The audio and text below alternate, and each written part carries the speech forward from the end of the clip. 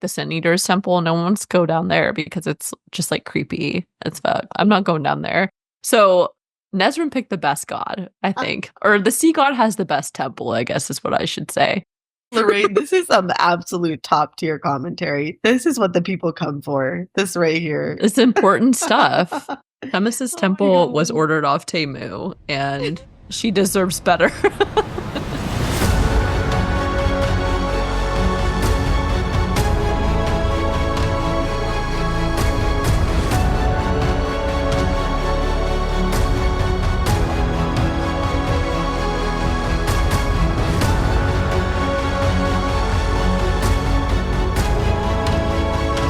Hi, everyone. Welcome back to the Booked on Fantasy podcast. I'm Allison. I'm Lorraine, and we are two best friends who explore the world of fantasy through books, shows, and movies, but with a heavy emphasis on books. Today, we are discussing Queen of Shadows, chapters 65 through 78. The king is dead, magic is free again, and most importantly, everyone survived. For now. For now. That remains to be seen. I believe our characters are in a free fall with shards of glass everywhere, so that's a very, very short for now. But Aelin protected them, so we're okay. I think Dorian did it, okay? I think Dorian did it. As a quick reminder, we will be discussing chapters 65 through 78 specifically, but there will definitely be spoilers for all the books we've covered so far. This includes Tab, TOG, Com, and Hoff. Otherwise, the series is brand new to us, so you won't be getting any spoilers for the rest of the series. Furthermore, we would like to remind everyone that this is an adult podcast where we will have adult conversations. Explicit language or potentially triggering topics may be discussed, so please be mindful of that and adjust accordingly. Housekeeping.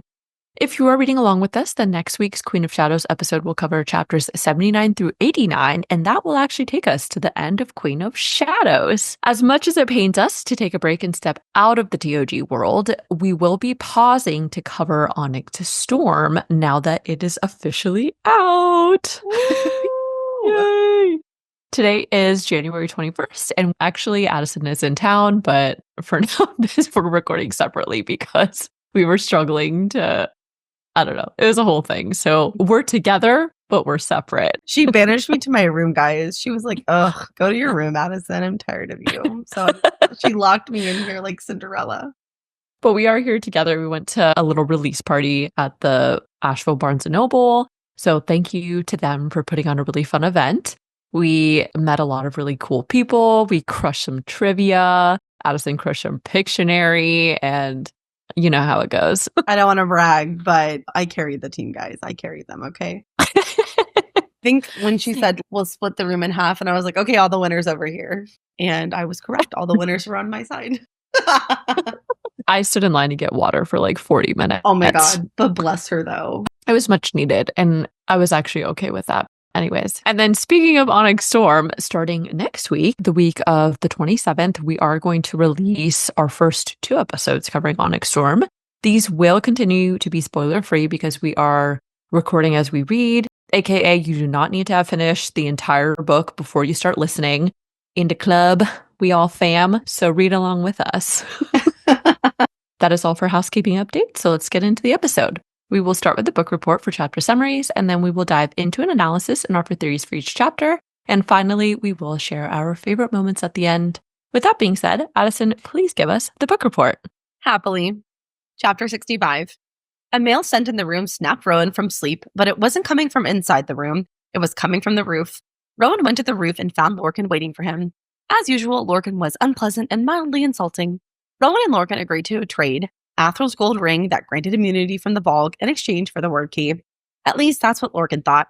When Rowan returned to the bedroom, Aelin asked, how mad is Lorcan going to be when he realizes we gave him a fake? We're back with Dorian. The demon ripped down the remaining barriers between their souls until only one remained, a tiny shell of self. Lucky for us, this is the last time we have to read one of those soul-sucking, demoralizing chapters. Aelin and Kale stood on the rooftop overlooking the city. They had a heart-to-heart that made me so proud of them both, and may or may not have made my eyes line with silver. They both apologized for the past, made amends for the present, and plans for the future. After speaking with Aelin, Kale left with Nezrin. They went to the Sea God's temple, and Nezrin told him of how she had never felt like she was home, and Kale offered, maybe, once everything was over, they could figure that out together. With tears in her eyes, Nezrin made Kale promise that he would walk out of the castle tomorrow. He squeezed her hand and promised her. Rowan was in the bedroom going over the plan in his mind, but was interrupted when he saw Aelin in the doorway, clad in a scandalous metallic gold nightgown. Every inch of him was on alert, and it took every ounce of his self-control not to take Aelin in his arms and begin learning just what made the Heir of Fire really burn. But much to our disappointment, they both settled for a single kiss. Are you fucking kidding me? A single kiss. A single freaking kiss. I have thoughts about this. So disappointing. So disappointing. Oh my God. If the world was ending, okay, we'll talk about it because I'm not happy. Rowan promised Aelin that no matter what happened, no matter how things ended, they would be together. So they climbed into bed and Rowan held Aelin tightly all through the night. And that's all they did. Kiss and hold each other. Chapter 66. Aelin awoke at dawn and headed to the market to buy breakfast. Distracted because she was thinking about what the day would bring, the street vendor asked her if she had seen the message on the wall, but Aelin had been too distracted to notice. Before the street vendor could finish talking, Aelin was already heading towards the crowd of people. What she saw changed everything. One sentence, a payment for a life debt. Witch killer. The human is still inside him. Ah! Chapter 67. It was finally time. Aelin and Chaol helped Rowan and Aedion carry the 2 urns of hellfire into the sewers. For Terrasen, for their families, for Marion, and for themselves. She looked at them, at the 3 males who meant everything. More than everything. Then she smiled with every last shred of courage, of desperation, of hope for the glimmer of that glorious future. And she said, "Let's go rattle the stars." Chapter 68. Lysandra and Evangeline said their goodbyes and then made their way through the city to the Fleeg's country house. Meanwhile, Aedion and Rowan ever so carefully made their way through the sewers with the hellfire. While Chaol and Aelin did a role reversal from the beginning of the series. This time, Aelin led Chaol into the castle in chains, but they were stopped dead in their tracks when they beheld 16 of Chaol's men, including Ress and Brillo, dead, hanging from the castle walls. Chaol told Aelin he wanted to change the plan, and seeing the devastation in his eyes, agreed. Aelin became an assassin, the king's champion one last time, and approached the castle gates. Chapter 69. Aelin and Chaol were led through the castle and to the king's council room, where the king and Dorian were already waiting. When the man and woman entered the room, Dorian could not remember their names, but their faces tugged at him. But the Fog Prince pulled him back under. He did not know those faces, and he did not care.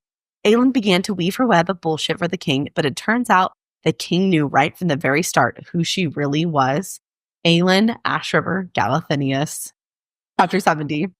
Things were going according to plan for Rowan and Aedion. They made it all the way to the clock tower without melting themselves, and despite the pounding headache and horrific nosebleed, they were able to plant the hellfire and begin unspooling the fuses. That is, until a low growling filled the passage.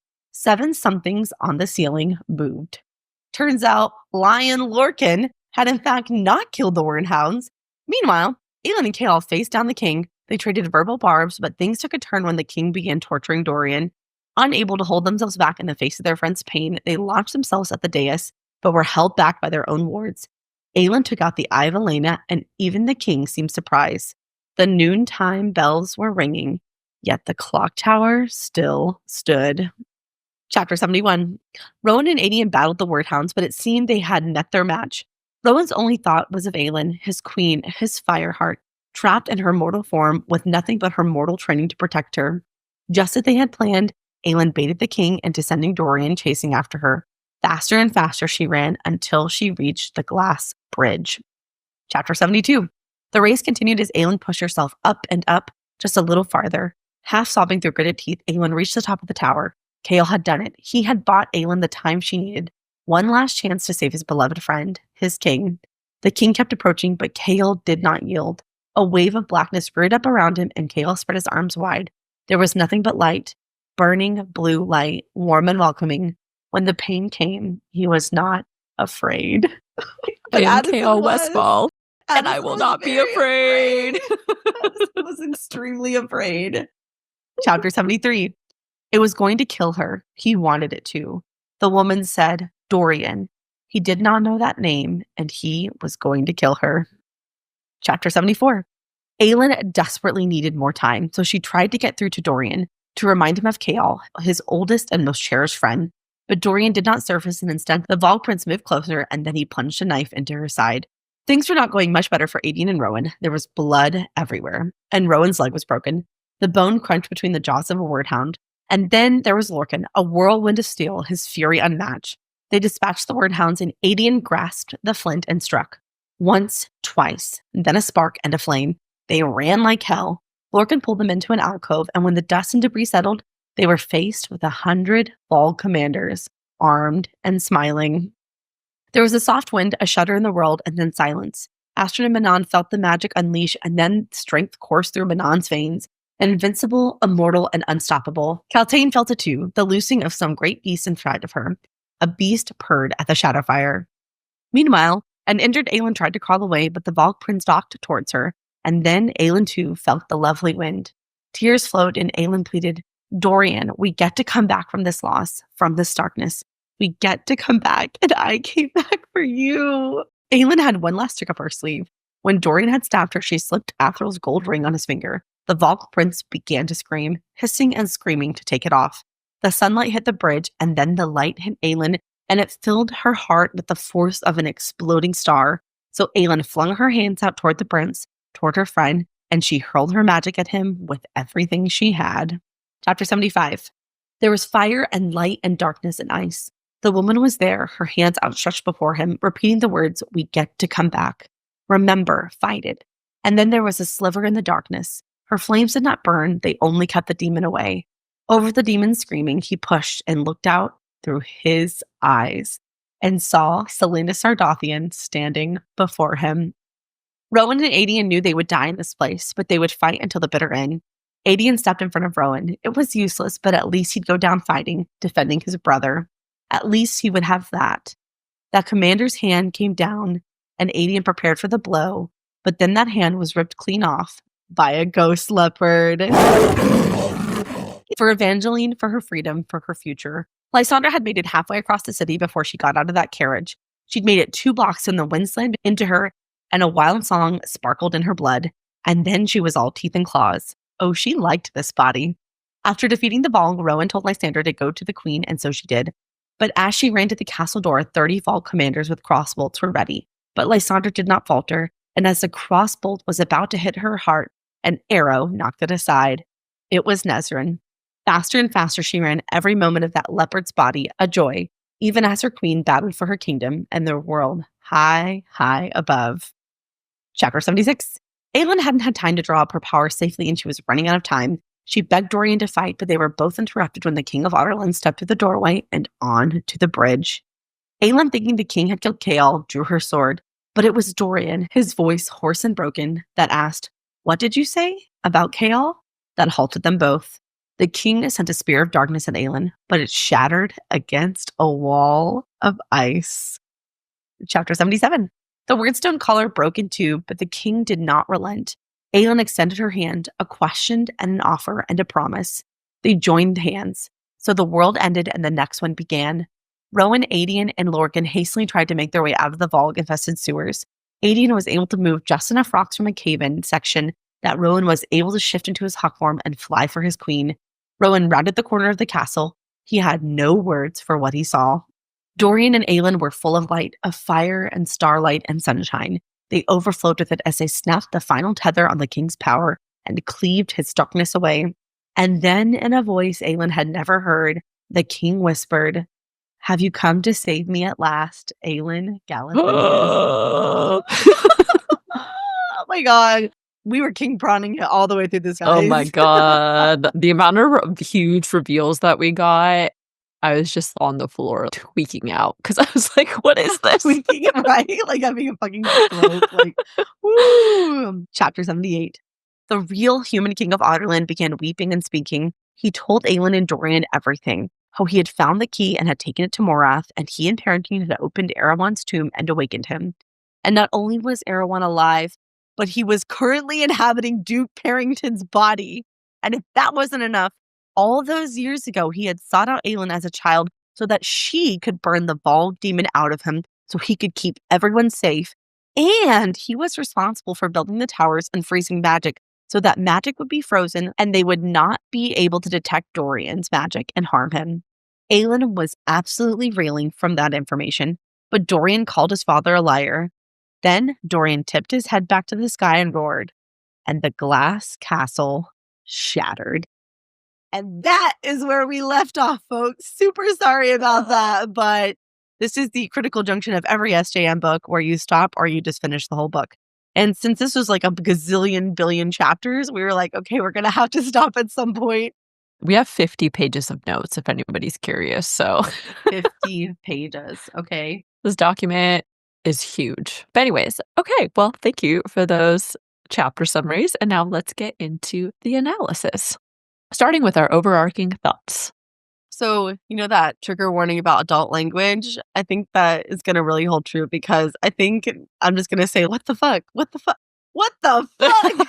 Like over and over and over again because, yeah, what the fuck? I mean, honestly.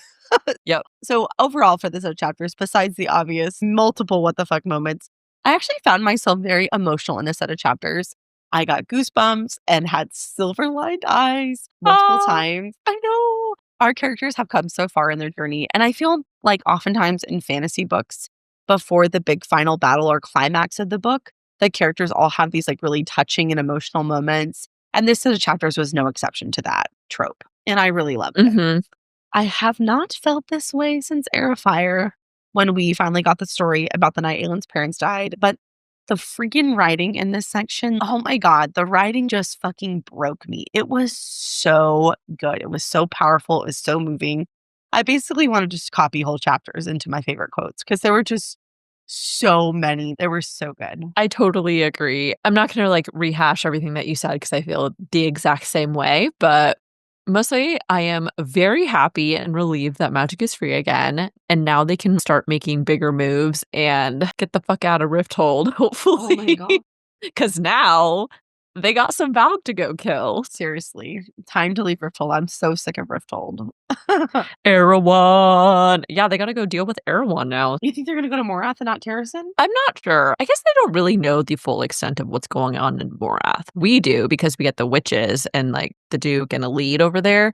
But I don't really know if Aelin and Rowan and everybody really knows how much is actually going on over there. They should not go to Morath. As we've discussed, there's literally the Fab Five and that's it. They have no army. They have no weapons. They have no resources. So it would be the Fab Five versus Erewhon. And now that magic is free, I can only assume that Erewhon will be all fucking powerful. So probably would not go well for them right now. If anything, he has like more people to feed off of, all the Valg, because now everybody's magic is free. So he's just like sucking up all that power. Buffet. Yeah. Which is not great. Not great. So yeah. All right. Let's get into the actual analysis now, starting with chapter 65. Having finally recovered enough from his injuries, Rowan contemplates all the logistics of their next mission, blowing up that damn clock tower. One detail he considers is how Chaol hadn't been able to contact Ress or Brillo yet, and that over half the rebels had fled as more Valk soldiers poured in. 3 executions a day was the new rule. Former magic wielders, rebels, suspected rebel sympathizers. So this detail, foreshadows the unfortunate fate for Ress and Brillo, as we learn later. I totally glazed over this on a first read. I didn't even question why Chaol couldn't get a hold of them. But now that we know, tragedy, absolute despair and tragedy for them. Why did it hit me so hard? They're not even in the books hardly at all, but I was like, no, I know. But then B, it also really highlights how exponentially worse it has gotten in Rifthold. Like the king has increased the Valg soldiers by like 1,000%. And from how everything goes, it feels like there's more Valg than regular people in this city at this point. And I'm kind of leaning your way now, Addison. Maybe I should have been a little more pessimistic. Look at all these Valg. Yeah. Look at all them chickens. Look at all them Valg. Yeah. Considering how the rest of these chapters went, you should definitely be more pessimistic like me. 1,000 trillion%. Because the news we got was not good, okay? But I did the same thing. I truly thought Ress and Brillo were just laying low. Like, oh, it's too risky to get word out. I know they were not main characters, but I was really distraught by their deaths, which we, of course, will talk about when we get there. I agree, too. It does seem like the Valg are just outright flooding the city, especially when you think about just how many Valg soldiers alone Aelin, Rowan, Chaol Nesrin, and all the other rebels are constantly taking out. but they just keep multiplying and multiplying. And Yeah. where are they all coming from? I swear to God, he had like a storage facility of them or something. And he's just been like, he Like a opened little all of them up and just factory. let them loose. Yeah, that's what Or it feels like. If he had all of them, where was he keeping them? Where have they been? the Just in the catacombs, catacombs? maybe? Yeah. Yeah. I don't I don't know. know. It's wild. Jinx. So before he could continue with his thoughts, a familiar scent leads him out of bed. And no, this was not an intermingled smell of Aelin sleeping in his shirt. It was fucking Lorcan. Oh, fucking Lorcan. It's always fucking Lorcan. Out on the roof, this entire meeting surprised the hell out of me. But there were a couple interesting details I wanted to know. First, Rowan asked, I was wondering who would ultimately win, you or the Wordhounds, to which Lorcan confirms he has slaughtered them all. And obviously remember this for later because Lorcan is Skaman. I know we originally called him Lorcan, but I am now officially dubbing him Lion Lorcan. Ooh, yes, absolutely. Lion Lorcan. Yup. Second, I also thought it was interesting that Lorcan states, you think I don't know that the heir of Mala Firebringer is planning something for the summer solstice in 2 days. Have you fools considered my offer? As a refresher, his offer was to trade Abdul's immunity ring for the amulet/word keep. But more importantly, why does he say heir of Mala Firebringer? Yes. Way back in our discussion of chapter 59 in Heir of Fire, when Aelin and Rowan talk and they're, bargaining with Maeve, there was a line Addison had called out that said Mala loved him fiercely. And we had a discussion about how perhaps there was more to Mala and Brandon's relationship. We didn't have like a definitive conclusion at the time. But if you combine that with the fact that Aelin is supposedly an heir to Mala, now I am really on board with the idea that Mala and Brandon were actually lovers. And that's why she blessed Brandon and his lineage with her firepower. And I was like, oh, mind exploding emerging. Absolutely. I keyed in on that so hard. I love your analysis. That line absolutely stood out to me, but also with like a slightly amended reason. So I thought it was notable that he called her heir of Mala Firebringer, not descendant. As you mentioned, and we've discussed in the past, her power is directly derived from Mala. But to be an heir is a totally different thing. I looked up the definition of heir because I was like, heir, descendant, heir, descendant. So the definition of heir is a person legally entitled to the property or rank of another on that person's death, or a person inheriting and continuing the legacy of a predecessor. Ooh. So it got me wondering, man, I'm like hard pivoting to Lorraine's line of thinking. God theory. Yeah. God theory. It got me wondering if Aelin is set to inherit or has some claim to Mala's status as a goddess. To be the heir, because, it also made me question the title of Heir of Fire, right? I thought it was because she was the heir of Terrasen and had fire magic. But now I'm like, what if she is literally the heir of fire, as in Mala's heir? Because she's going to become the next goddess of light and fire. Because there's already a precedent set for this because of, oh my God, what is her fucking name? Maeve's sister, they turned her into a goddess. There's a precedent for someone to be turned into a goddess. Deanna. It was Deanna, right? Oh, Mora, Mab, and Mor. Yeah. Yes. Mm-hmm. And so there's a fucking precedent for this. And so when he said heir and not descendant, because heir and descendant are two totally different things. You could argue Kaltain is a descendant of Mala because of her fire magic, right? Or Essar from the Untitled bonus scene. But to be an heir. Okay, I really like that. It does add to the worry, though, about Aelin's fate. I know. Probably by the end of the series. I don't know. What if she has to sacrifice her mortal form, but she's like saved being turned into a goddess or whatever? But then what does that mean for Rowan and everybody else? See, I'm not feeling good. I don't like that. And we already know the fact that she is mortal. Being a mortal queen has been a huge issue, or like is a question point. So, ooh, yeah. Wow. But I had a side thought about Mala. So if Mala could have kids with Brandon, then what was she as far as beings go? Clearly, she was then immortalized into a goddess figure later, but what was she before that? Or has she always just been? She's just, you know what? Like, I feel like that's a common trope in fantasies. Like, the god and goddesses have powers, but they can take mortal forms. Gods and goddesses sleeping with humans is not an unheard of phenomenon in mythology, fantasy, etc. So I maybe guess so. she just like came down for a little visit and decided to stay with Brandon for a while, you know? I like him. Right? She's I like, like I "You'll like this do." man. See, okay, but now I'm just like, was she native to this world, or was she also a being that came in from somewhere else? And then because she was just so different and so powerful, they thought of her as a goddess figure. It's $1,000,000 question. Okay. Yeah. Questions for later, but bookmark this because we're on something. So Lorcan attempts to get information about their plans by baiting Rowan about their history, but without any gift from Rowan, he warns whatever you're planning, it won't work. You'll all die in the process. Looking back now, I should have known Lorcan was going to interfere. There was like so many little red flags from what he says that I kind of skipped over, but now that you think about it, going back to this point, you're like, wow, there was a lot of red flags. Yeah, there really was. And after going back and rereading, I'm still confused about Lorcan and his motives in this conversation because a lot of the times it seems like he's actively trying to get them killed, but then he shows up and saves them. And so I'm just confused what Lorcan's deal is because he seems like Yeah, a that's bad fair. guy, but then like when push comes to shove, he's not. And I think I have a thought about this later. Like there have been several examples Ooh. of when Lorcan comes in and saves everybody's ass. So I'm like, he can't really be bad. I don't know. I don't like it. It's confusing. It's the uncertainty that is Yes. unsettling, not knowing exactly what his motivations are and what his angle is and all of that. Exactly.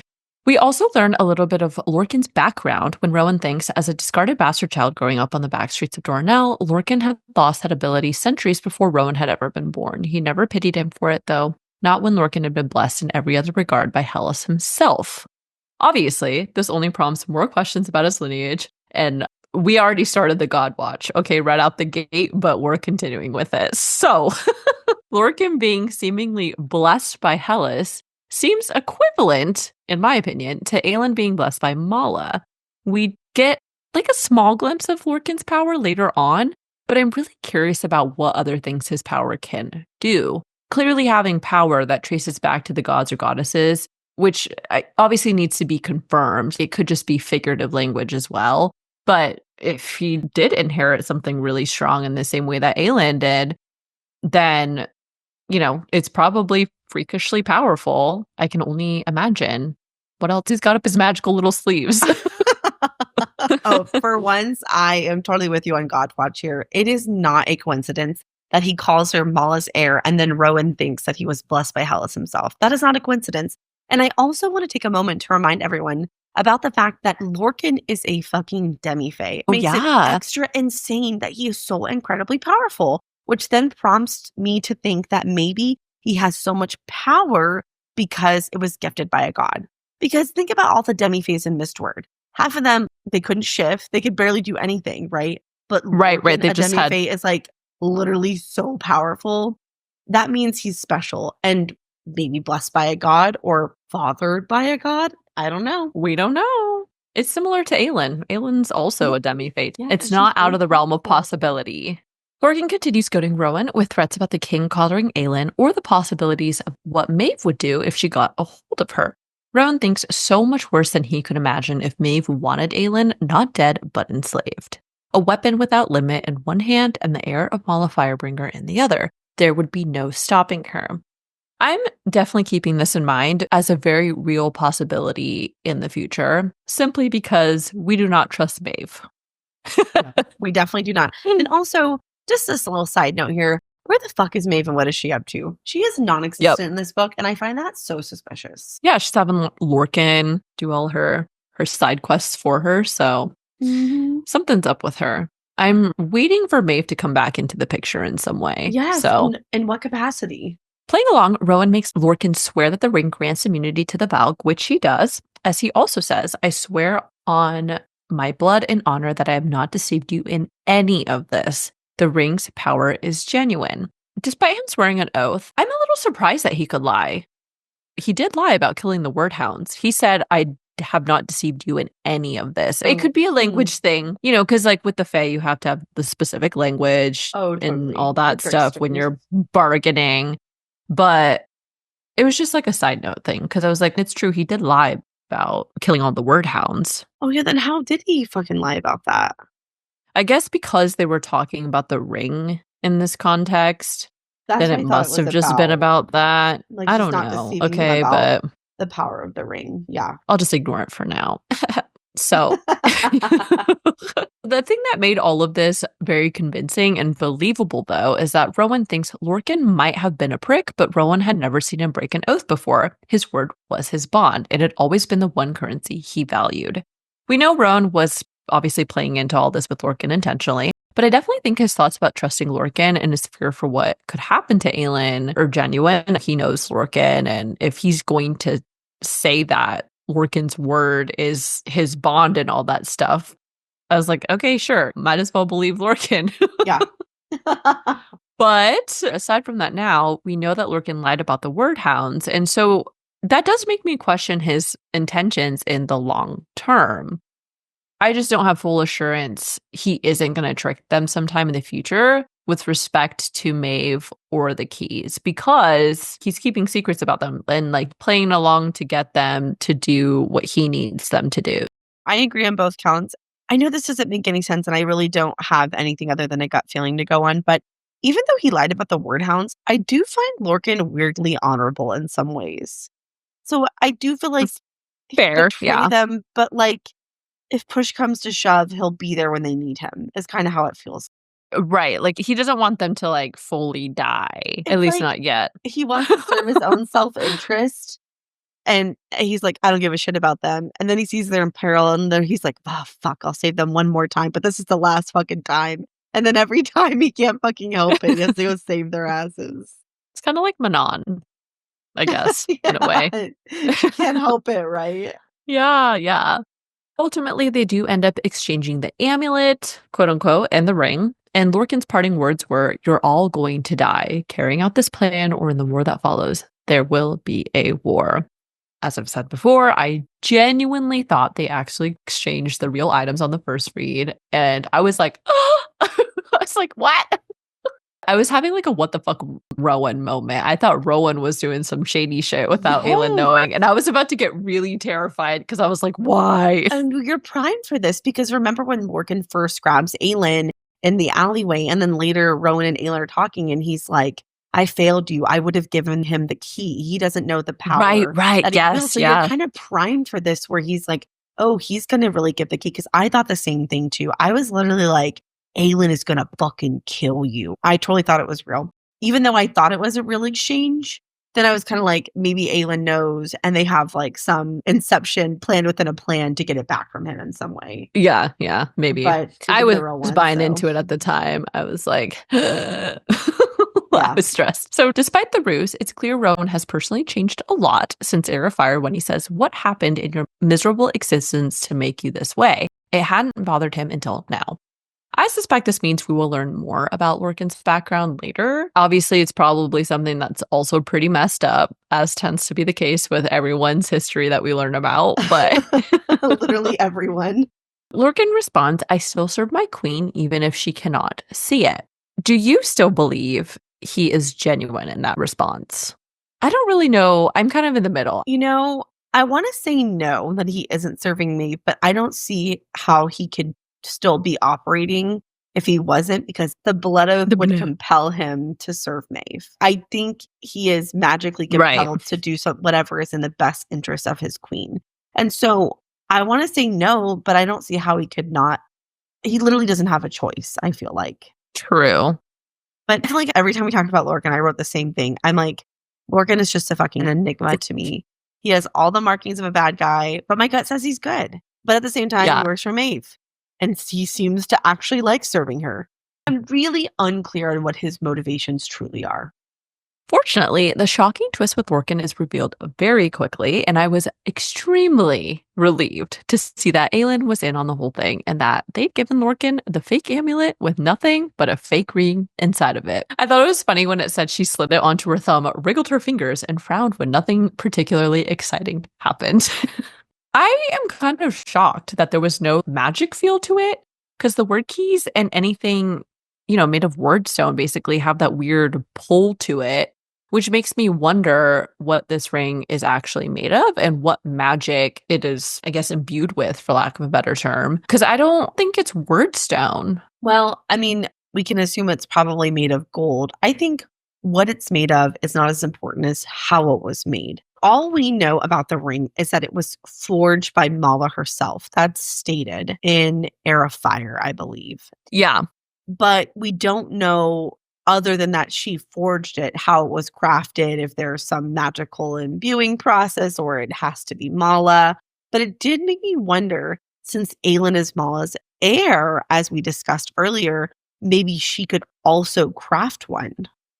Ooh. Which would be really fucking helpful. Yeah, they gotta make just like factory copy paste all of that shit and get a production going for it. Seriously. The more I think about it all, the more I'm like, damn, Lorcan, he's kind of sinister. And he may not know he was getting a fake key, but he was trying to eliminate the competition already and see if he could basically kill two birds with one stone by using the word hounds against them. You know what I mean? Like, he was going to take back the amulet and then try and get them killed by the word hounds. And I'm like, he was going to have it all, wasn't he? Yeah, he was. But then he showed up and saved their asses. And I'm like, why? I know, that's like the one redeeming thing that happened.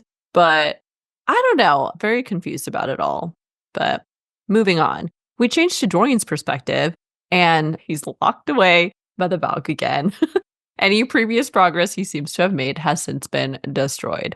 The only small sliver of hope is that he remembers Manon's name, even if he couldn't remember anything else. But we get some true text confirmation when the Valk says to him, "Enough, we do not speak of them, the descendants of our kings," as he's thinking about Manon. Ooh. So this seems like 100% confirmation that Manon is for sure a direct descendant of a Valk king. Question is, which king? And also, is this lineage way back from when the witches were first created?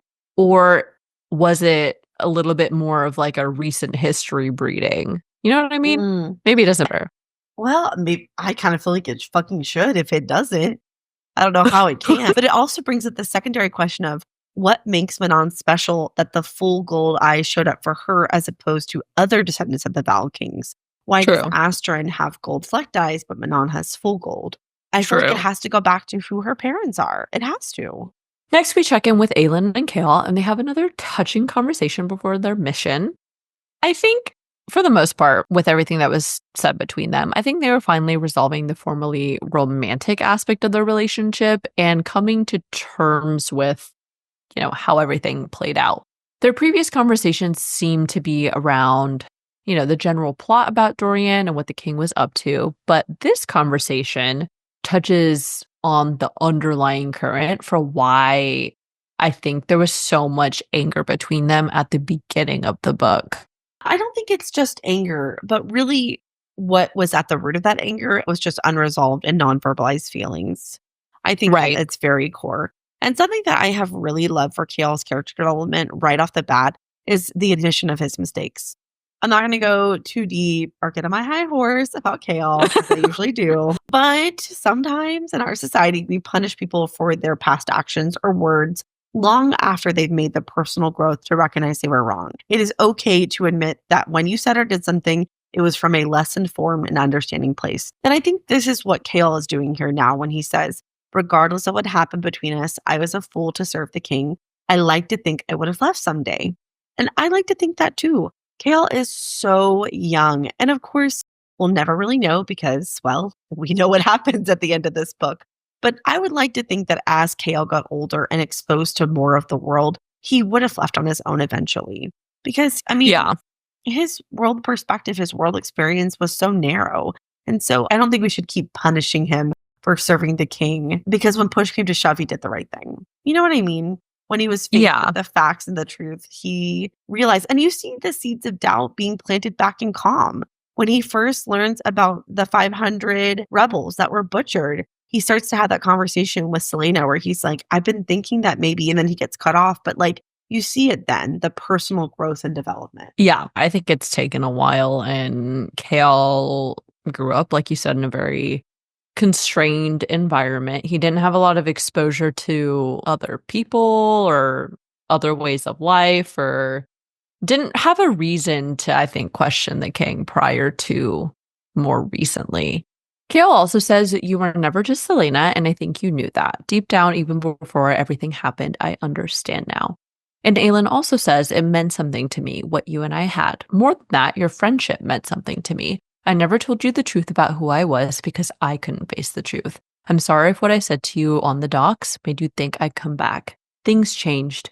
I changed. And this immediately made me think of that line in Calm when they dance outside and Aelin says, we'll never be a normal boy and girl, will we? And if that wasn't the truth, even if being lovers didn't work out for them, I'm glad they've established their friendship and have come to accept their true identities and each other's respective paths as well. It also reminded me of how, for most people, I think the judgment, fears, and insecurities we have are often pointed at ourselves before anyone else.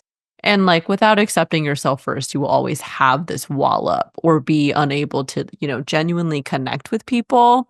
And I think that's been one of Aelin's biggest journeys, as we've seen, is how she learns to accept herself and accept her role in the world. And she's now opened herself up to so many new relationships and have developed a new sense of compassion for not just herself, but for other people as well and where they are. So I like that. Oh, Aelin. Yeah, really just this whole sequence is just so touching. And it was really nice to read. I think that Kale represents the love a lot of us experience in young adulthood, where it wasn't bad or wrong. It just wasn't right. And sometimes you can love someone deeply and have a meaningful connection, but because of life circumstances and personal growth, it just isn't meant to be. And that's those relationships, those friendships, but especially romantic relationships, are really important in your personal growth and development for helping you prepare for when you find the right person. And in Aelin's case, probably Rowan.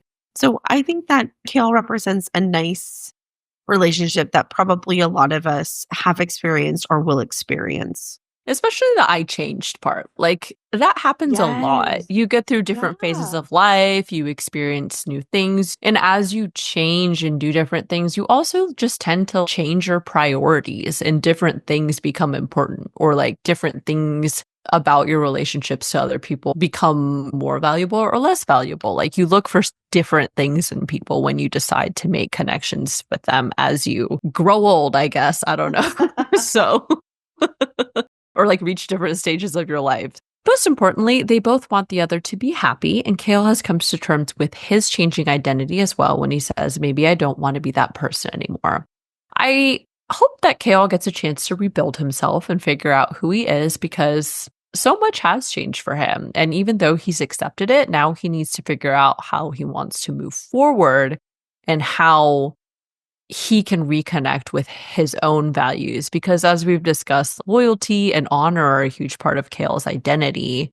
And in a new environment, what is that going to look like for him? The conversation turns to the topic of Kale's happiness and the budding relationship between him and Nesrin. Aelin assures him he deserved to be happy and that Nesrin is a good woman and they deserve each other. Maybe I'm dumb, but in the beginning of Queen of Shadows, didn't it talk about how Kale and Nesrin...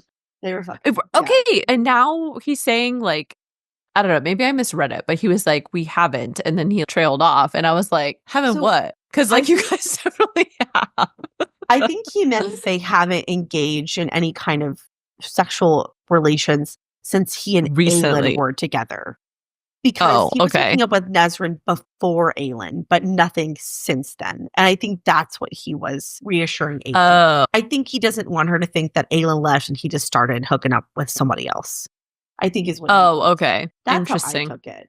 Okay, that makes sense. Whole thing about how Kale was having random hookups, and I thought that was character assassination because I'm like, that is not a Kale thing. Remember they were doing it in the alley, and I was like, yeah. Remember, I did not like that.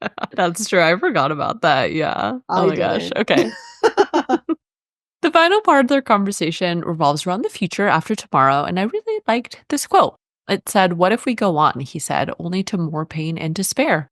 What if we go on only to find a horrible end waiting for us? Aelin looked northward as if she could see all the way to Terrasen. Then it is not the end. Goosebumps, That little was goosebumps. so powerful. And at its core, it's filled with a lot of hope. I was trying to figure out how to convey my thoughts about this, but basically, I feel like it's Aelin's refusal to accept anything but winning or like the outcome that she hopes for. I think Aelin knows that what they have to do is like absolutely fucking crazy hard, and the odds are so against them. But she refuses to back down or let those difficulties keep her from getting home and restoring freedom and safety to Erilea. And it brings up the question of what hope is. And hope is, I think, about believing that there is a positive outcome in the end for something.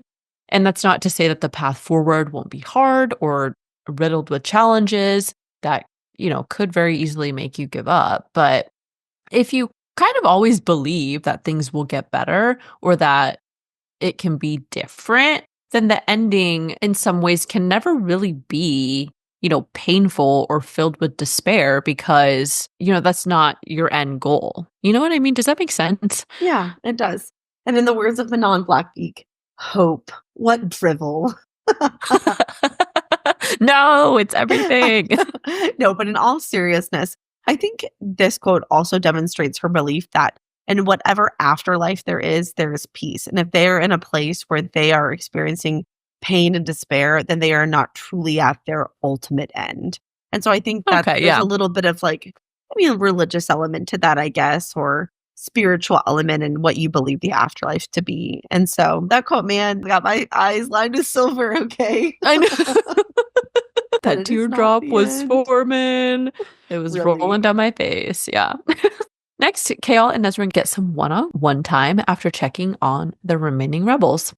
Chaol gets sentimental thinking about Dorian, how he'd never realized how precious the calm moments were, but he follows Nesryn to a stone temple belonging to the sea god. To add some world-building info for the sea god, it says sailors and fishermen would make their offerings, reflect, or ask for blessings before setting off with the sun, which is lovely and all that. And this temple actually does sound very beautiful. It's got like coral and mother of pearl and these nice tiles. And then I was thinking about Themis's temple. I was like, Themis needs a refund because hers was like this ancient crumbling thing. And then it gets destroyed by Aelin and Manon fighting with each other. Also, Mala's temple was destroyed, but got totally sacked. And then also, like, the Sin Eater's temple, no one wants to go down there because it's just, like, creepy as fuck. I'm not going down there. So, Nesryn picked the best god, I think. Or the sea god has the best temple, I guess is what I should say. Lorraine, this is some absolute top-tier commentary. This is what the people come for. This right here. It's important stuff. Themis's temple was ordered off Temu, and she deserves better. Anyways. Themis got the Temu temple. That's some nice alliteration. Themis's Temu temple. Yeah. Okay, anyways, I got sidetracked. So this temple has benches facing each direction, which I thought was like a cool ode to a compass and, just traveling in general. And Nesryn sits down on the southern side. We then get some more information about Nesryn's background. So she had visited the southern continent a few times, one of the times being to bury her mother, who had fallen in love with the region. Nesryn had never felt at home, including the southern continent city of, how do they say it? Mila Damn, I knew you were going to ask me. I was reading ahead and I was like, oh, Mila Sagia? I don't remember. Something like that. Mila Sagia. That sounds nice. So it's also known as the God City. It was more frequently called by its other name, Antica, and was the largest city on the southern continent, home to a mighty empire built by the hands of gods, and also home to the Torre Chesme. The Torre Chesme is a world-renowned school for healers and has been mentioned a couple times throughout the series so far. The first time was in Tab, when we met Irene Towers in the healer story. Aelin had given Irene money to go to the Torre Chesme so she could go study there. And then the second mention of the school was in Heir of Fire, when Aelin recalls vague promises from her mother that she'd take her to go see the Torre Chesme one day as a child. And then with Rowan, he takes her to visit a healer's compound in Wendelin before they continue investigating the Demi-Fae deaths. Yes, absolutely. And I just fucking know we're going to meet Irene Towers someday. Oh, yeah. Again. That's so clear now. So I think we can expect that to happen. Yeah. Oh, absolutely. And so speaking to the idea about Nesrin and her displacement and feeling of home, I know a few episodes ago, I gave a pretty big little emotional speech about the concept of home and what that means for our characters. And I think that Nesrin is no exception to that existential drive to find a place that feels like home, to find a place where she feels like they belong. You know, it's hard because Kale's like, when all this is over. And I was like, boy, it's just getting started. But I do like the idea of Nesrin somehow finding her way back to Antica. Yeah, that would be nice. You know, before the end of the series. We have a lot of things to do. I hope she doesn't have to wait till Era 1's gone, because if so, she fucked. Darling, won't you take me home? That's a great song, by the way, guys. Oh, very emotional. This scene closes with Kale saying maybe they could find home together after this impending war, and Nesrin making him promise he would make it out of the castle. It's also noted that the sea god is the god of oaths, and I wondered if maybe this little oath is part of what protected Kale from dying later on. Oh. Overall, aside from that, it definitely feels like Kale and Nesrin are going to be a thing moving forward, or at least I hope it is, because they're so cute and I like them. Oh, totally.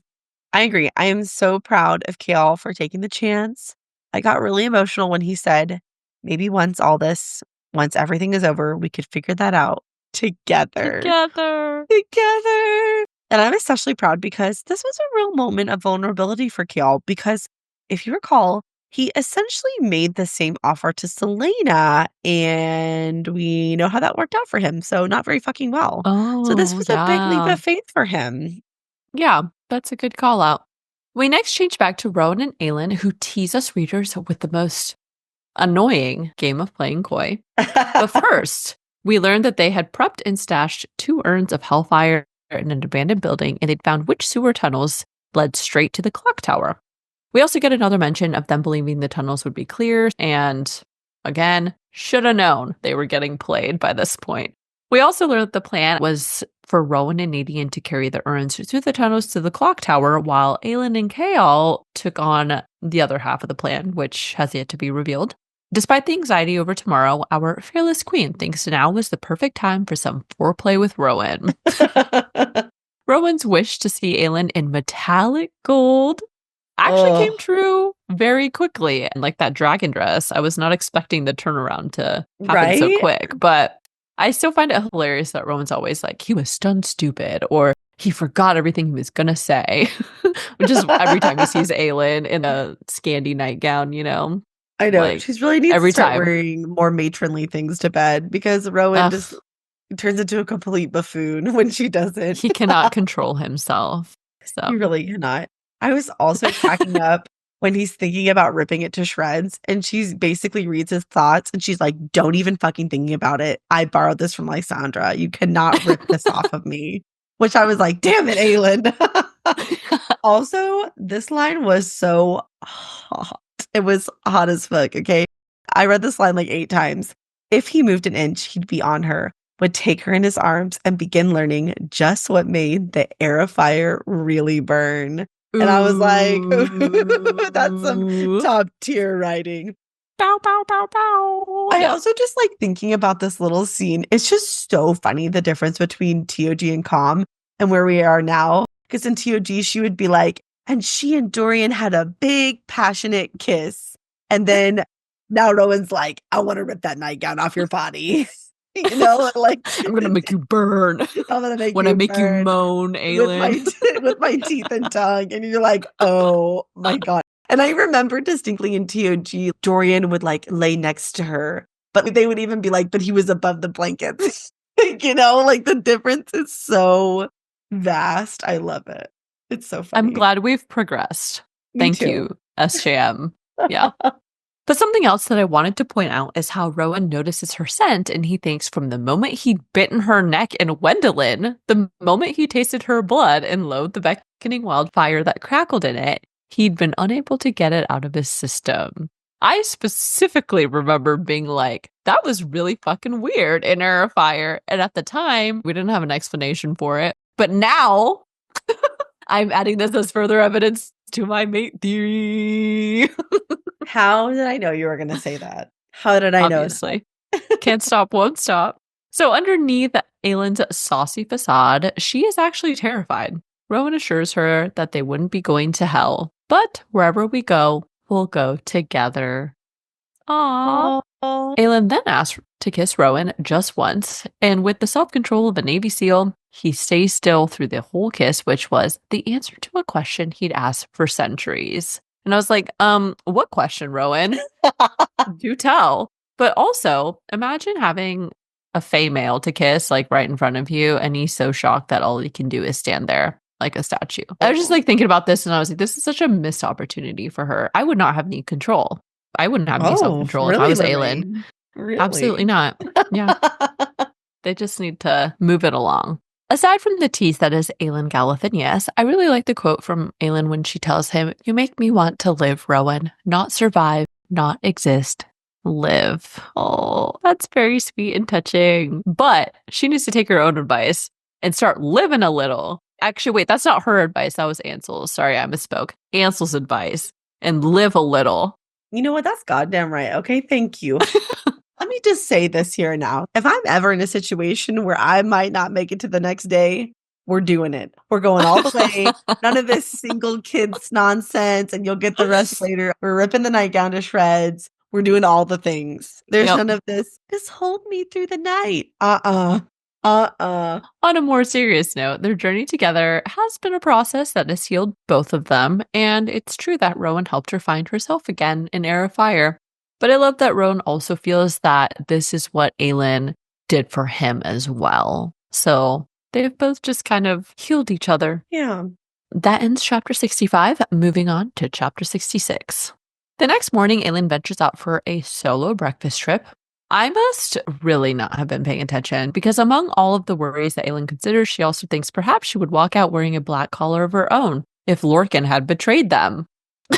This is going to be my last mentioning of the foreshadowing because I think I just ignored anything related to Lorcan in any way. Just like skipped right over my brain and I wasn't thinking about it. And then on a second reread, I was like, ugh, it was right there the whole time. Oh, same. I was like, what the fuck is wrong with me? Why did I just blindly accept that Lorcan killed the Wordhounds? I was just like, oh yeah, okay, totally. I just went with it. Makes sense, yeah. Checks out. It passed the vibe check. And I was like, all right, good. We learned that Aelin refused Lysandra's help and had ordered her and Evangeline to head to Nezrin's country house instead. The biggest piece of info in this chapter is a message written in Valg blood that the pastry vendor had told Aelin about. She realizes it was, quote, payment for a life debt, one sentence just for Aelin Galathinius, as she rushes to Kael's apartment after seeing it. The message turned out to be, witch killer, the human is still inside him. And I was like, ah! So obviously, we get a glimpse of that via Manon and Dorian's perspectives in the previous set of chapters. But her assurances really changes everything because, I mean, obviously they had fully planned on killing Dorian. And now they're like, oh shit, gotta rework this plan, So that's pretty crazy to think about. Oh, yeah. And also, remember when we were so excited because we thought Manon was going to go to Rifthold and her and Aelin were going to become allies and best friends and take down the king together? Whoops. I mean, she did help her, but this is not what I was expecting at all. No. I mean, there'll be other opportunities, though. I'm still not going to give up on this hope. No, true. I want them to be allies. Yeah. Like true allies. If I recall, you were pretty set on that. You were like, yes, Manon and Aelin. Yeah, no, I totally was. And I was wrong. Sorry, guys. Okay, that was a short chapter. Moving on to chapter 67. Later on, Aelin, Kael, Rowan, and Nadine set up the Urns of Hellfire in the sewers. We get a piece of foreshadowing that I once again totally overlooked in my rush to continue reading. Aelin notes a torn piece of Rowan's cloak that looked as if it had been snagged on some long ago obstacle and had been ripped off. This snag comes back up later, and we'll talk about it when it's revealed how it actually happened. OMGY, how did I miss this? This is obviously such a random detail to focus on in this moment. It's even to the point that Aelin thinks about how she can't stop staring at it. And my brain was like, who cares about that stupid piece of cloth? It's a damn pear tart all over again. And so when that stupid fucking word Mhm. hound dropped it out of his mouth, I was like, mother Fucker. Yeah, crazy. The exchange that Aelin has with Adian was especially touching when they list off everyone they were dedicating this endeavor to, including Terrasen, their family, Lady Marian, and for each other. My favorite quote was when it says, "Then she smiled with every last shred of courage, of desperation, of hope for the glimmer of that glorious future. Let's go rattle the stars." Rattle the stars. We've seen how Aelin has progressed from denying her destiny to embracing it through the series so far, and this phrase is becoming really iconic. The phrase rattle the stars was first used by Elena in her conversation with Aelin in chapter 54 of Throne of Glass after she defeats Cain in the final duel. Elena tells her, "You could be different, you could be great, greater than me, greater than any of us. You could rattle the stars, you could do anything if you only dared." And then it's also used again by Aelin at the very end of Heir of Fire before she heads back to Rifthold when she says, "I will gather the rest of my court, our court, and then we will raise the greatest army the world has ever witnessed. I will call in every favor, every debt owed to Slaina Sardathian, to my parents, to my bloodline, and then I'm going to rattle the stars." Ooh, those are such good call outs. I think that you're right. This phrase is going to be used frequently. I think very similar to how my name is Aelin Galathinius and I will not be afraid Not be is afraid. used. I will not be afraid Yeah. and I will rattle the stars. Yeah, I love it. I like the progression of the uses each time it's used as well. So the first time it's getting passed on to Aelin. The second time, Aelin is embracing it for herself. And then now by the third time around, she is now passing it on to others and rallying everyone to this cause. It also calls to mind Dorian's thoughts about her at the beginning of TOG when he thinks, "The image haunted his dreams throughout the night, a lovely girl gazing at the stars and the stars who gazed back." I'm still of the opinion that there is something more to the stars, possibly, and Aelin's connection to them, but it's iconic and it's symbolic. Rattle the stars. Damn, you're just firing on all cylinders with this analysis. I love it. I love it. My brain was thinking. Moving on to chapter 68. Operation Exploding Clock Tower commences, and we get a brief check-in with Lysandra as she and Evangeline leave the city. I thought it was notable that she praised Tamala on her holiday, and to Themis as well. I would guess that there's a little bit of double meaning when she thinks Themis, who never forgot the cage things of this world, but she was no longer in a cage. She's no longer caged in the sense that she is now a free woman, but she will also be free of the cage that is her human figure soon as well. Next, Adian and Rowan make their way through the sewer tunnels with another vat of hellfire as they begin their half of the plan. Understandably, they are very cautious and nervous considering they tested a urn 1/10 the size of the urns they were going to use, and Adian notes that it had worked too well. I do find it kind of crazy that they hadn't made any sort of contingency plan for if they somehow couldn't get the hellfire to work, or if something just went wrong with that. Like, they really had no choice but to make it work because otherwise they were just gonna die anyway. Or Aelin and Kael would die or get collared or whatever. So, I don't know. I wondered about this too. Why didn't they go scout the area where they were going to put the hellfire? Then they would have known the word hounds weren't dead beforehand and they could have killed them. The only reason I could think of is that it would have been too risky because they could have inadvertently alerted the Vow, which would then alert the king. It would ruin any True. chance they had. But I was just like, they were not prepared, especially for Rowan, who's 300 years old. He's been in every kind of possible situation. I feel like he should have anticipated that a little bit better. Probably, And yeah. I don't know, a little ill-conceived. In the end, though, it didn't even matter because the king knew everything anyway. And I was just like, True. True that. They turn into an even darker tunnel as they get closer to the castle, and it's noted that both Rowan and Adian notice the otherworldly stench and ancient word marks etched into the iron gates. Obviously, the fact that there are word marks in these tunnels would indicate something has been going on down here, and it definitely got my spidey senses tingling. Adian also thinks perhaps this had once been a path Gavin had used to visit the Sin Eater's temple unseen. We know that Gavin and Damaris were blessed by the Sin Eater, aka the God of Truth, but I still have more questions about what business Gavin was up to with this god and whatever else he and Elena haven't disclosed yet, you know? Oh, me too. I absolutely feel like this book planted the seeds for us to learn a lot more about Gavin and Elena later in the series. We are not done with I them hope and their so. story. We better not be. They have some confessions to make. They have Okay. some explaining to do. I want the truth out of them. Okay. It's Yes. about time. I also do think it was pretty smart that they painted word marks on themselves.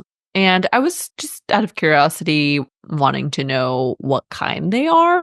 Are they just general protective ones? They always seem to kind of use the same ones. I Or think that's kind of so. how it feels. As they reach the castle catacombs, I like that Aedion thinks the old ways to look out for their queen and their kingdom, but also for each other after he realizes Rowan's warnings were intended to help him. It also made me giggle when after that, Aedion thought, damn, it was almost enough to make him want to embrace the bastard. I like Rowan and Aedion's developing relationship. Although I will say there's a lot of like, he was my brother. And I'm like, okay, but you guys just met. That's Yeah, it hasn't been that long. Yeah. I'm like, I haven't gotten enough bromance scenes for me to really like embrace that. But I mean, I guess I'll go with it for now. We cut to Aelin and Chaol, who are role-playing the assassin in her latest capture as they head straight toward the castle gates. What they discover resulted in an audible gasp from me as soon as it's revealed who the mangled bodies hanging from the fence belonged to. In a devastating twist, 16 of Chaol's men, including Rest and Brillo, had been tortured and killed. But also, I was like, oh my god, this is so crazy because obviously this explains why Chaol never heard back from anyone. But also, if I had to guess, it was probably Rest and Brillo that were being tortured in the brief chapters from Dorian's POV because of the lines that said, you know, they pleaded with him, but he couldn't remember who they were, etc. Damn, it's just so sad. I feel so bad for Chaol because once again, it's not his fault, but he feels so responsible for their well-being. And in his eyes, he thinks he failed basically everyone he was close to at this point. So I know. And I know they were very minor characters, but their deaths just really bothered me. And I think in a way, their deaths demonstrate to us as readers just how horrible the king is. People are constantly being executed in this series, but a lot of the time they're nameless characters. So when it's a named character that we know is good, even if they're just minor, it makes some brutality more real and heartbreaking, I think. I also totally freaking agree with you about thinking the men being tortured in Dorian's POVs were really Rest and Brillo. All we knew about them was just that they were men and that they insisted they knew Dorian. So that totally tracks for their characters. I was also wondering specifically about Brillo because it's described that he's missing his eyes. And it made me think of that Dorian chapter where they put the cruel looking mask on him. And remember us discussing if that mask was important or if it's just some kind of cruel torture device. And Chaol even thinks he didn't know if they had been taken out in torture or if they were, you know, by the crows, which either way is totally horrible. But all of those thoughts kind of confirm for me that's what was happening in Dorian's POV chapters. Yeah, totally. Also, Chaol's thought when he thinks it was a message, but not to Aelin Galathinius or Aedion Ashriver. His fault. His. And I was thinking about that. I was like, okay, I probably should have taken that as a clue that this whole plan to confront the king directly was not going to go so well. Because like the king knew, like if he's, you know, getting Rest and Brillo and everything at that point. So Chaol immediately pleads to change the plan, which we are still not privy to at this point. Then they slip back into the roles as Aelin states the Valguards tell His Majesty that his champion has returned, and she's brought him one hell of a prize. This is kind of a dumb note. I don't know why I was so shocked about this plan. I remember her having a conversation with either, I think it was Rowan or Aedion, I don't remember which one. And she was like, no, silly, I'm going to walk through the front door. And I don't know why, but at the time, I did not take that seriously. And I was like, wait, oh shit, she's dead ass. Like she's going to walk through the front door. And it literally didn't even occur to me that from the king's perspective, she's still Selena Sardothian. I totally forgot that the timeline of killing the royal family in Wendland was around solstice and that she was back so early. And so I was like, oh, I totally missed all of that. We need more timeline updates every so often in Yes. things. Or maybe I just need to like keep track of information better. I don't know. Yeah. Like But I was logistic like, information. oh, she dead ass is gonna walk through the front door. She was not fucking kidding about that. Not kidding. Yep. Yep. That ends chapter 68. Moving on to chapter 69. Aelin and Chaol proceed to the king's council room, and notably, there is no one in that castle anymore, which, in hindsight, was also a very bold red flag. The king had something planned. Interestingly, Queen Georgina had apparently taken up residence in the mountains with half of her court, while everyone else had just vanished. So on the first read, I totally missed that. So when the glass castle shattered, I was like, oh shit, does that mean that Georgina and Holland are dead? But it seems like, based on this information, probably not. I do wonder if they're ever going to come back into the story again, because in a way, they're pretty much not necessary to the story at all. You know? They could just hide in the mountains forever at this point, and I don't think it'd make a difference. Yeah. They also covered themselves with word marks, which definitely saved both of their lives at least once throughout everything that happened. We then cut to Dorian, who is struggling with his spell to remember the faces that looked familiar to him, but ultimately he is still unable to remember them. Aelin, of course, puts on a big show of explaining what she'd been doing the last several months, which somehow included killing the king's enemies and Wendelin, plus more. She produces 2 rings as proof, which had been crafted by Lysandra's jeweler to resemble royal heirlooms of Wendelin. She also does not see any sign of a word key or feel them nearby, which I thought was interesting. You know, learning what we do at the end of this set of chapters now, I really want to know where the other 2 damn keys are. Oh my gosh, yes. Really would have thought that at least one would have stayed with the king, even learning what we do about Erewhon. And I have more thoughts on this later when the king gives us the 411, but I've got questions about the keys. Because as of right now, we only know where one freaking key is. So where are the other 2? I don't like that 2-word keys are just out there in the world. That makes me uncomfy. The conversation shifts to the topic of Chaol's capture as Aelin considers how she could buy them more time. But, big fucking surprise, the king somehow knew all about their ruse and that she was Aelin Galathinius. And I was like, oh no. Internal screaming, external screaming, breathe into a paper bag. Not okay. So that ends chapter 69. Moving on to chapter 70. We change back to Rowan and Adian, and immediately we get a line that says, "This place smelled like death, like hell, like the dark spaces between the stars." This is also combined with them passing through a door of solid iron that had been peeled back as if massive clawed hands had ripped it off its hinges.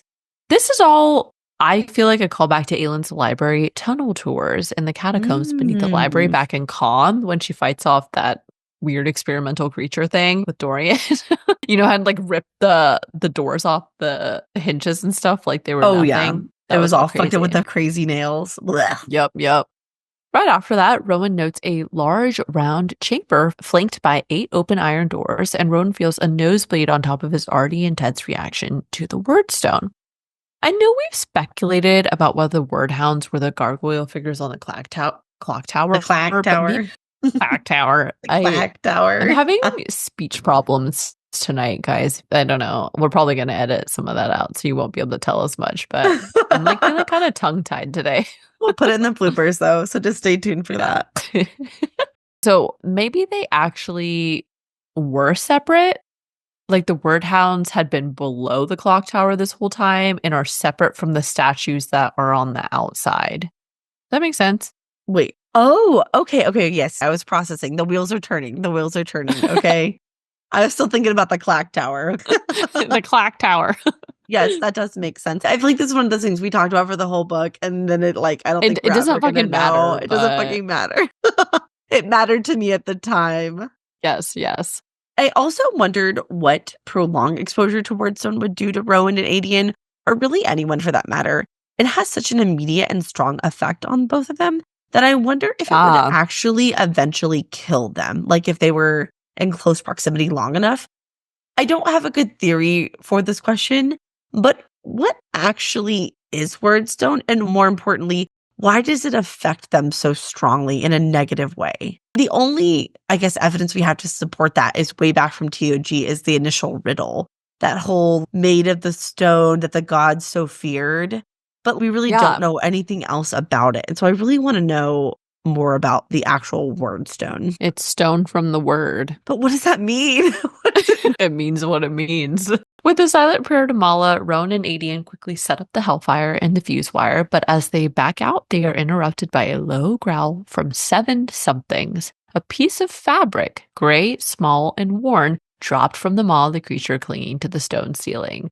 The missing corner of his cloak. Lorcan had lied. So this, of course, is what we alluded to earlier, but I'm assuming Lorcan must have done this when he and Rowan had traded the ring and the fake word key. Like, he snatched a little piece of his cloak or something. It probably doesn't matter, but... snuck into their apartment. I mean, he could have done it any time. Yeah, that's true. Questions that don't matter, but I still ask them anyway. I want to know. Yeah. Notably, there are 7 wordhounds left, so Lorcan did kill one of them, but he did not finish the job. Well, remember, we knew he killed one of them because back when Aelin first tricked him, she let him into the den of the fog with the wordhound. And it was a test because she wanted to know if they could be killed, and Lorcan did it. And that was really the first step in her formulating her plan to take down the clock tower. Because without that, she would have had to come up with a different alternative. True. Well, didn't matter because they still had to go. Fucking lion Lorcan.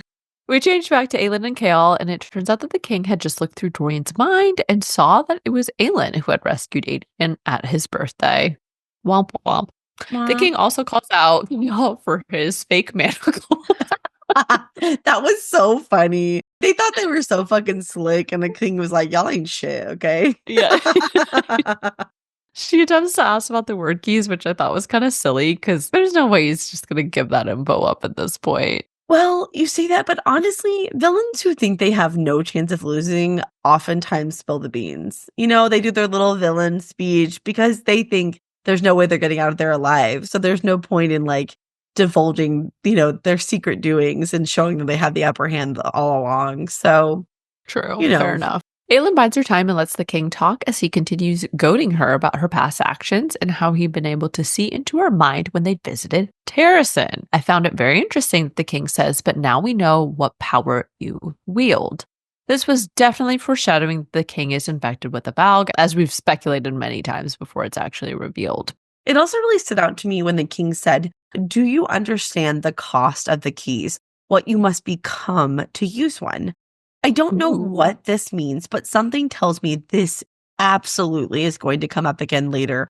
Magic always exacts a price, and I can only imagine wielding a word key exacts an immense toll. And something about the language of, do you know what you must become to use one, is really ominous and gives me a lot of pause. I also find it interesting that when the king commands Dorian to kneel as a show of the raw power of the keys, it's described the king's brows knotted. A darkness began to build, crackling from the king like forks of lightning. We pointed out the thunder sound that Aelin describes when they get back the amulet of Warrant at first. I'm just noting that this feels kind of like similar language between the power of the king and what she feels from the word keys and the word stone and all that. I also felt really bad for Dorian during all of this because the Valg / the king at this point literally doesn't care about him. And he's just a pawn as they whip him with darkness to try and get Aelin to disclose what she knows. Speaking of what Aelin knows, my spidey sense started tingling when the king said, I think there is more that you know, Aelin Galathinius. Things that perhaps only the heir of Brandon Galathinius might have learned. Aelin immediately thinks he's talking about the third word key, but I actually do not think that's what he meant. The phrasing is wrong. I know not just anyone can sense a word key, but Rowan was able to. People with magic in their blood probably can, and why would the king assume that she would know? Instead, I think there's something about Brandon or Mala or his power or some other knowledge about the word keys that he is talking about. A secret of some sort that maybe Brandon's heirs would know. Especially because remember what we learned in Heir of Fire about Brandon. He's the one who stole the keys and hid them. So I'm willing to bet he knew a lot about their power and probably some other really important shit that he would want to keep a secret that only an heir of Brandon would be privy to. Because I don't think he's just talking about the location of the third word key. because that's what Aelin assumes. But I think it's pretty clear It's beyond that. the king knows a lot more about the word keys and how they function in this conversation, much more than Aelin does at this point. Yeah, I totally agree with that. And that's a good point that as an heir, I don't know, maybe it's an access thing. Like only the heir to Brandon or Mahler or whoever it is going to be able to find it or have access to it in the first place or whatever. Like it's tied to them. I don't know. There's I some could more to definitely this see that. conversation. I feel like I'm definitely going to come back to this conversation again at some point in the series. And again, I also really want to know Brandon's history with the Oh Valg my as well. God. Like back from the Yes. very beginning when all of this first started. Don't even get me started on that Brandon shit, okay? So on the third lash of this evil magic from the king, Aelin lunges for Dorian only to be thrown back by the word mark she'd drawn on herself. And the same thing happens to Chaol with his attempts as well.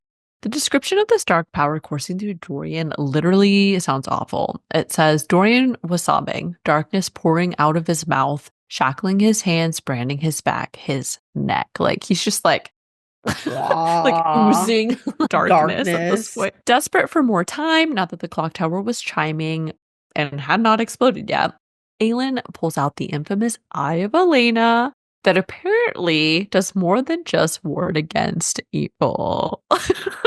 Nah, guys, it unlocks Erewhon's doom. I guess when you think about it, it should have been obvious it would do more than just flash in response to dark evil, which I always felt like that was just like a useless thing. I was like, what are you doing like flashing to about evil? No, and dude, and so many times it would be in a dark room where Aelin was trying to hide and it would flash blue. And I'm like, this is a dead fucking giveaway. Like, honestly, that shit was so useless. I agree with you. I think it's so stupid. But obviously, this is very exciting information that is revealed to us. I want to know, how does Aelin know that? How does she know that it puts, well, I guess it doesn't unlock the tomb. I think it seals Erewhon in the tomb, I think is the phrasing. The word key unlocks it, but you need the Eye of Elena to seal him back in. So where did she learn this info? How does she know this? How long has she known this? Why is it only being revealed now in this way? I have some real reservations and hang-ups about this. She does this a lot. She did this with Maeve and all these other reveals about Athral's ring. And I was like, when did you, why not disclose this information to us, okay? We readers would like to know. But anyways, we want to be part of the group. Like we want to help. Yeah. So to end this chapter, it does seem like the king was surprised as fuck as well. It says the king's eyes went wide. You've just made the mistake of your life, girl. And we'll see why he's surprised later. But moving on to chapter 71. Guys, I was stressed by this point. I genuinely thought they were all just totally and completely fucked. The king knew the ploy, the clock tower wasn't exploding, and now Rowan and Edian are like bogged down fighting all of these thriving wordhounds. There's so many of them, and they're all just dandy and great. The clock finishes its final noon chimes as they are herded away from the fuse, and Rowan thinks his fireheart, his queen, was in that castle above them, left with only her mortal training and her wits to keep her alive. Unfortunately, Rowan's bellow of fury costs him a blow to Edian, and his demi-fae blood triggers an onslaught from the wordhounds, and the battle continues. I was a little surprised they were struggling so much because my impression of both of them, and especially Rowan, is that they are ultra skilled. So to me, either the way they're described is overpowered, or they're just useless in this scene, or that the wordhounds must be super overpowered because they were struggling a lot more than I would have anticipated. I don't think it would have been easy, but I'm like, it became a much more perilous situation than I would have anticipated. Yeah, I was wondering about that too, because then Lorcan shows up and it just sounds like he just cuts them all down. Yeah. And I'm like, what is the difference between Rowan and Lorcan, right? Yeah, that's what I'm wondering too. Back in the castle, Aelin backs away toward the glass doors, which apparently was planned. I would like to know what the king meant when he said, and did that ancient fool tell you what will happen if you wield the other key you already possess, in reference to Elena? But rather than let Dorian go, he sends him to retrieve her instead. Yeah, I said earlier, there is way more we need to know about Gavin and Elena. Elena's hair must be huge because it is full of fucking secrets. Ooh, yes. What will happen if you wield the other key? It's so ominous. Once What does it mean? again, information that Elena could have shared voluntarily but chose not to. But chose not to. Why not? That all we get is a little do what needs to be done. Like, wow, Go battle thanks. the stars. You must become the king's champion. That's quite literally all she said. Darkness and ice surge from Dorian as he superhumanly sprints after Aelin. The king then steps toward Kael, who races Damaris and promises, "You murdered my men." And Sorsha, it ends now. I truly thought Kael was a goner at this point. Sort of. But I definitely didn't think it was going to go well for him at the very least. I was like, oh, he fucked. Like, He fucked. That's a totally reasonable reaction. He gone. Bye, Kael. But I really think this was Kael's final gift to Aelin. I don't think he thought he would survive, but he hoped that, No. as it says, he could buy Aelin some time so she could at least. But ugh. I think the plan was for him to die. The sad part is that his death would only buy them like 5 seconds because the king I could know. just be like it wouldn't even be worth it. Kael is nothing to the king, you know? Right. So speaking of peril, something about Dorian's magic in combination with the Valg made him extra formidable while Aelin sprints for her life. And Dorian's voice warns, "I told you that you would regret sparing me, that I would destroy everything you love." At that point, ice shatters the window, and then Aelin takes the opportunity to jump through to the glass-covered bridge outside. So I have to ask Lorraine, at this point, did you have any idea what the plan was? No, I just thought they were running for their lives. Aelin was just trying to like I thought Aelin was just running around until the clock tower was gonna blow up or something. Honestly, though, at no point did I know where this was gonna go. I was like, what's fucking Kael doing? He has no chance against the king. What is Aelin doing? It was just chaos. It was absolute chaos. No, I totally agree with that. That ends chapter 71, moving on to chapter 72. Aelin makes it out, but not without some nasty slices and glass getting stuck in her skin, which sounds awful. The fact that they have made it this far is literally a miracle. I wouldn't have made it past the Valgard. No chance. I wouldn't have even Absolutely made not. it to the castle. I would have been too nervous and fucked it up somehow. I just would have got anxious and been like, I'm really Aelin Galanthanius and I'm here to kill the king. I just would have like blurted out my intentions or something. Absolutely no. Oh my gosh. Dorian is right behind her and apparently sounds like a hulking brute. I was kind of imagining a little evil Donkey Kong charging around and like smashing into everything, except probably cooler because he has magic to fling open the doors for him. She manages to make it across the bridge and up the stairs of the next tower to another thin glass footbridge. Kael is relieved that he'd bought Aelin enough time and that Dorian was now out as well. And this is when we learn what Aelin and Kael had discussed after she'd seen Manon's message to her. Aelin was originally going to take both the king and Dorian on with Kael's help. Obviously, that was a suicide mission anyway. But they had changed the plan, and Kael says he had no interest in talking. If Aelin were to stand a chance of freeing Dorian from that collar, she needed the king out of the picture. Kael was glad to settle that score on her behalf and on the behalf of many more. And I was like, Kael, you weren't going to take out the king. I know. Why does he always say it's like don't him back in know. the forest? Like, bitch, who do you think you are? No offense. Like, you're very talented, but you are a mere mortal and you cannot. And this That's is what right I'm after saying.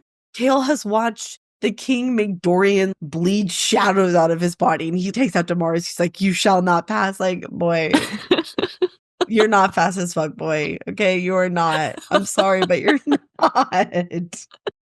That's so true. Oh my god. Okay, But anyways, so we also learn the Eye of Elena that Aelin had taken out turned out to be a fake copy. Let me just fucking say right now that Lysandra's jeweler is the real unsung hero of this book. Okay. Dude, this is like yeah. the 6th time that he's made a dupe, and every dupe he makes is like pure perfection. He is not getting enough credit. Or I guess She's he or probably she. making I so don't much know. money though from all these projects. I'm Oh, sure she's fat paying stacks of hand. cash. Yep. I really loved how fearless Kael was in this moment, though, despite all of this. And he thanks for Rest, for Brello, for Sorsha, for Dorian, for Aelin, and Adian.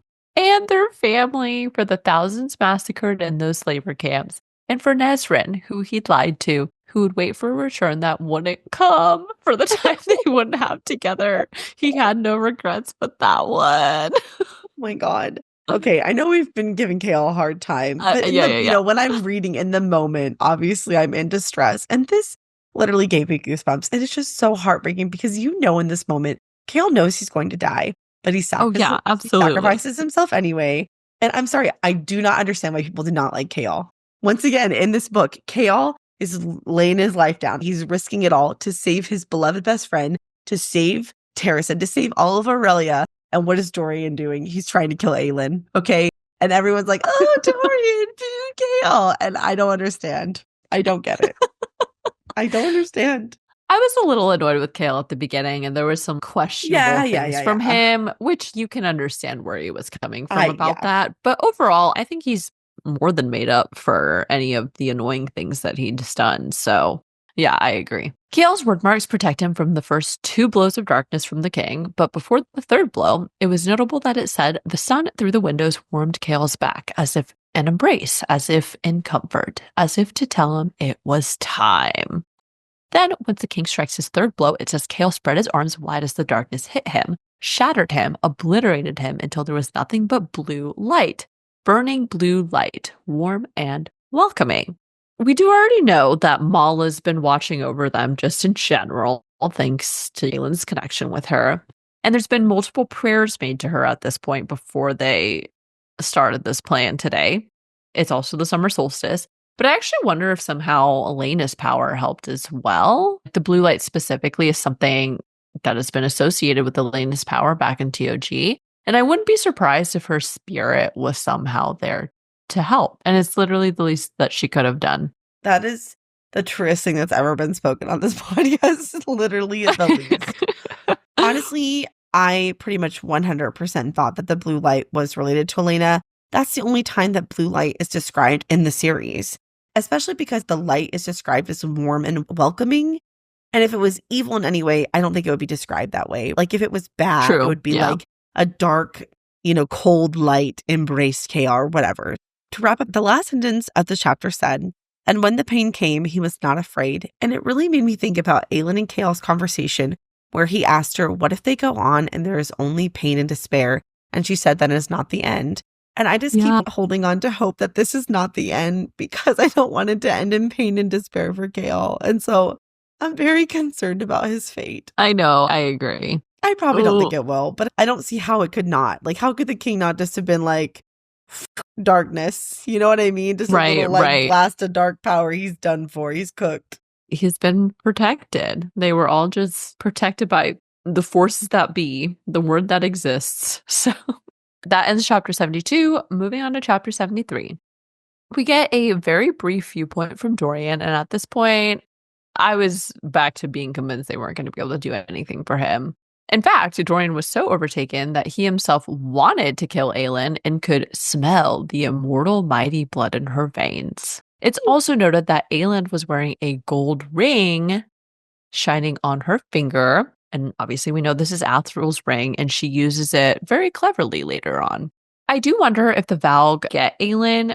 Are they basically trying to harvest her power, or are they wanting to use her power and do what they did to Lady Kaltain? Maybe it's a combo of both? I definitely think that they want to turn her into a weapon like Kaltain. Ooh, that to me seems the most obvious because Aelin has some crazy magic in her blood. We already know they want to create shadow fire. So it would seem that Aelin would be a good candidate for that as well. That makes sense. Yeah. Okay. That ends chapter 73. Moving on to chapter 74. With the clock tower still intact and with no other options at this point, Aelin pleads with Dorian. She reminds him of Kale and his likelihood of dying, Dorian's own sacrifice for Kale, and how he had loved and lost Sorsha. None of this works, and there was still nothing human in that face. Blood starts to drip from her nose, and Aelin begins to cry as she states, I came back for you, just like I promised. But Dorian produces a dagger of ice and then stabs Aelin in her side. But no. But for some reason, I was picturing him as the Night King from Game of Thrones right now, and I don't know why. That's just like the visual that was coming to my brain. No, that actually tracks so well because between the dead eyes and the actual ice, that makes perfect sense. I did have a question about this scene. Do you think that Aelin let Dorian stab her so she could put the ring on his finger? Because remember, he like thrusts into her. She grabs his other hand as if to push him away. And I'm like, the only way she could have got the ring on his finger would be close proximity. So do you think that she let him stab her? That's a great question that I hadn't actually thought about. I don't know if she wanted to let herself get stabbed, but if that's what it took to be able to get close enough to put the ring on his finger, then I could see her doing that in a self-sacrificial way of being like, here's my final act to free Dorian before I die. Well, and then it begs the question, because I think at this point she thought that magic would be free. So maybe she thought she'd be able to heal herself. You know what? Maybe her whole plan fucking blew up. I mean, nothing's I think it did. It sounds like it did. No, so absolutely she's just not. Like in real time making it up as she goes. So down in the tunnels, things are still very bad. The wordhounds are drunk off Feyblood, and it seemed as if they were of one mind, one body. The three wordhounds lunge, driving him and Aelin apart. One clamps down on Rowan's leg, and it says bone snapped and black crushed in. He roared against the darkness. That meant death. I know this could be just to demonstrate that Rowan is weakening and not doing well, but I was curious about whether the wordhounds as creatures, like made from the word and shit, could possibly inject dark power by biting them in some way. Kind of like how stone objects can allow demons in. Well, I don't know about that, but the Ritterak had poison. Oh, yeah, he had the poison. Yeah. Because remember, Nahimi was like, you would have been dead within minutes had I not gotten here. Right. It would stand to reason that the wordhounds, their bite could also be lethal, not just from the physical damage they do, but also from whatever dark evil material they're made from. Yeah, that's kind of what I was thinking. Anyways, next we have a huge surprise when, well, it's Lion Lorcan coming to redeem himself, and he pops in and slays the enemies. Slay!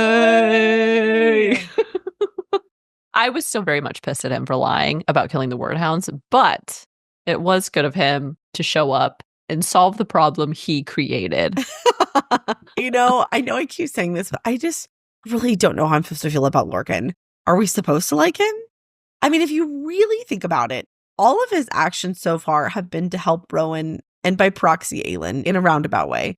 Because in Heir of Fire, he came to Mistward to help when the Val were assaulting the fortress. He warned them about Maeve and the keys. He quite literally saved their lives from the wordhounds. But then, it's also his fault. I'm so confused. He's just such an asshole, but he's also helpful, but not really. I don't know. I feel like I need to know how I'm supposed to feel about Lorcan. It feels like he's trying to do the right thing, but they're disagreeing about how to do it. Right? Yeah. He's doing his own version of what he believes is right for the good of the world or whatever. And then Aelin and Rowan have a totally different plan for that. And so there's always going to be conflict between them because of that. They do manage to fight off the last, quote unquote, three wordhounds, and Aelin limps to the fuse. Suddenly, a phantom pain lances through Rowan's ribs, and we know this was courtesy of Dorian's ice dagger that he stabbed Aelin with. So again, it's still kind of difficult to distinguish what part of their shared bonds causes this physical connection in addition to the mental one they have. But regardless, whatever bond it is a progression between Aelin and Rowan, being able to now feel these physical pains and stuff as well. I agree. That to me does feel like a very maiden thing. And in the same spot too. It's not just I feel something happening to you. I literally felt a pain in my side. That's a very connected.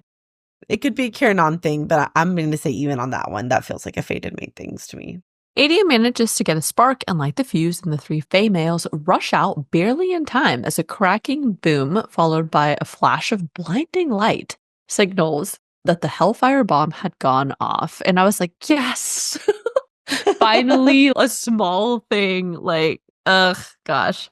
I thought it was so funny that Lorcan is literally shouting at Rowan to run faster. And I'm like, bruh, his leg is literally broken. He should not even be able to stand on it, let alone walk or run. And he's like, come on. I'm like, what do you want him to do? He can't.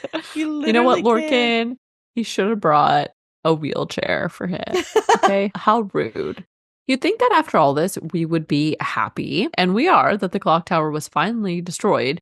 But we can't be all smiles because behind them, there are now like hundreds of Val Whoa. commanders and foot soldiers that had just shown up in the catacombs, like from the sound. I don't know where they came from. They just like appeared out of nowhere. You know, at this point, I was just so annoyed. I was like, damn, ain't nothing in this series can ever just be easy. They barely manage to solve one problem before the next one pops up, and it's usually an even bigger problem. I'm exhausted, okay? Same. My emotions were just like, oh my God. I'd be like mid, okay. Oh, and then I'd be like, no. Like, no, I know. Emotional whiplash. That's what it felt like. Yes. Oh my God. That is the perfect way to describe it.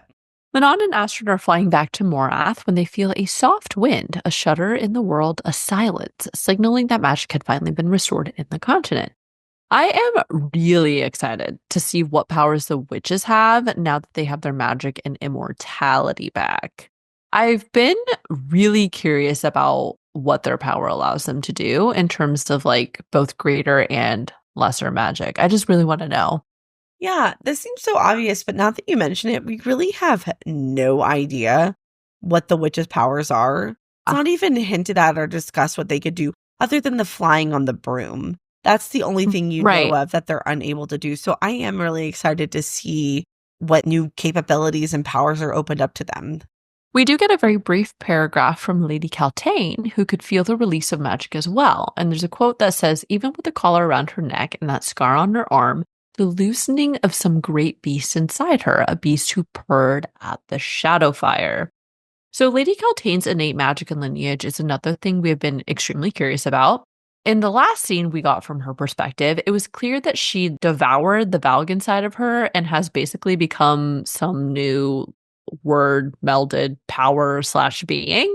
But I just don't know what it means to say the beast purred at the shadow fire. Also, is it possible for Caltaine to break out of her collar like Dorian does later?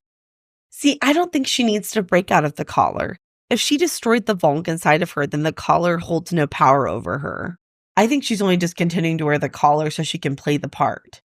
Oh, like fake it. Okay. Mm-hmm. That makes sense. Makes it. Mm-hmm. Yeah. Aelin crawls away from Dorian, the sunlight continuing to move around the tower. Dorian's Valg threatens to have some fun with her first, but then they hear the great boom and feel a great wind, a soft wind, a lovely wind, as if the heart song of the world were carried on it. There was so much symbolism. As Aelin says, Dorian, we get to come back from this loss, from this darkness. We get to come back, and I came back for you. This release of magic is giving them that second chance to get back to who they truly are. I really like that quote. As Aelin speaks to Dorian, she cleverly slips Athrel's ring on his finger as she urges him to fight it. And I was like, ah! I didn't see that coming. I didn't think she was going to do that. We see a great battle with light and ice as Dorian's Valg fights the ring and Mala's glorious light reflects on the bridge. As all this is going on, we see the whole purpose of being on the bridge was so that the sunlight could hit Aelin right as its full power comes out in full force, and it does. There's a quote that says, the light hit her and it filled her heart with the force of an exploding star. This language sounds very similar to a certain lineage we see in another STM series, something about having the power of the sun and the stars makes Aelin particularly unique and special, I think. But this was the moment where I was like, whew, okay, we can do this. We can do this, because now Aelin has her power back to fight against Dorian and the Valk's powers. And not to mention, she now has the power back that allows her to heal herself. So that also gives us a little bit of an edge. But as it's discussed later, they don't have the time to bring their magic up safely. So they're not able to burrow into their well in the way they would. So they exhaust their resources pretty quickly in that regard. Okay, moving on to chapter 75. Back in Dorian's mind, he is fighting for his life against his literal inner demon. He feels a light burning at his finger, a light that cracked inside him, a light that cracked a sliver into the darkness. Aelin and her flames save the day as Dorian pushes back against the demon until he sees Selena Sardathian standing before him.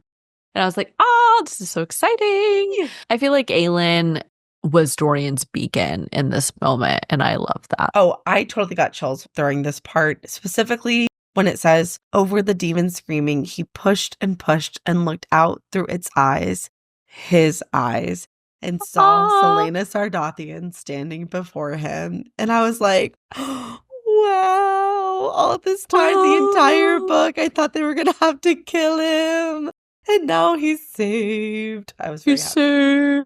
Saved. Yeah. Okay, so then we go back under the tunnels again. Rowan is barely conscious as Aedion and Lorcan attempt to fight against the new onslaught of Valg. I was once again back in the dumps because I was like, oh, how are they going to get out of this? They did it, but now are they going to die? Is this their final act? Yeah, and but it's over. Because, like, I mean, truly, they're getting swarmed at this point. What else is there to do? They did. Yeah. Despite this, I found it sweet that Aedion thinks now his queen would have her magic. Maybe now she'd stand a chance. And I was like, Aedion. Oh. He's so sweet. We love him. I am really curious about what's going on with the people who have magic, though. This was a pretty big discussion point in previous episodes. So I want to know the outcome of that. Because, you know, for Manon and the witches, despite it being 10 years, they didn't seem that affected with any side effects from a sudden influx of magic again. At least not that we've seen yet. No. Also, I do want to know what happened to a lead. We know she has magic, and I'm curious about how it manifests in her, especially now that it's free. My last thought about this part, I just find this kind of funny. So, magical wind has a very distinct, lovely smell. And I was just wondering, what do you think magic would smell like? Or how would you want it to smell? Oh, that's a nice question. Oh, man, you really put me on the spot here. I did read your notes, but I think I was like, oh, I'll just like answer it in real time. Okay, I guess I'm going to have like a 2-part answer. So I think in an ideal world that it would smell whatever people found the most comforting. So it would smell different for everybody. And I kind of like the idea that it's specific to you or you're like your magic or, you know, whatever, right? And so for me, I think I would like something kind of warm and comforting. Maybe something with like a light citrus scent, maybe some cedar notes. I don't know. So something like that. Some lemon, you know? verbena, and jasmine. Some lemon.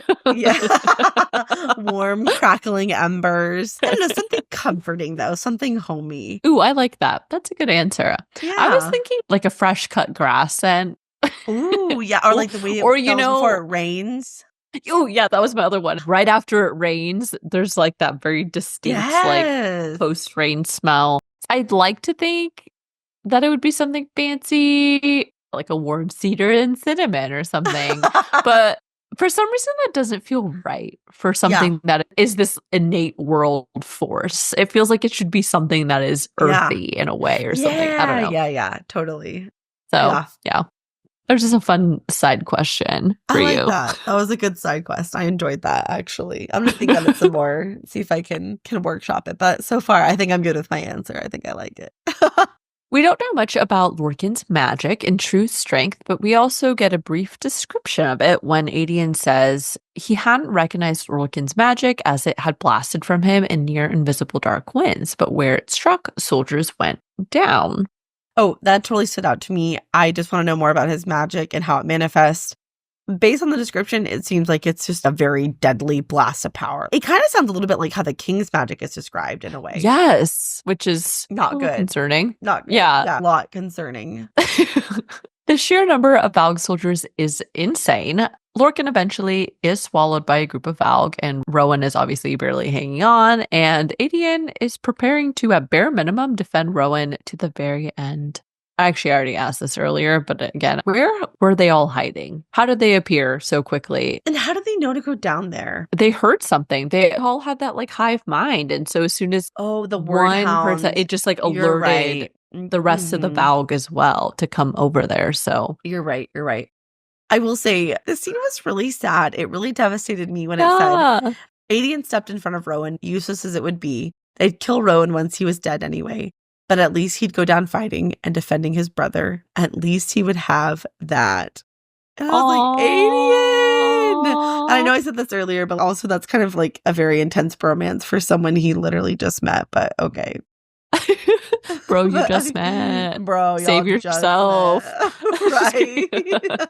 Just as the Val commander gives a signal to finish them off, and we were quite literally all like sobbing at this point, I'm sure. A ghost leopard chomps off its hand.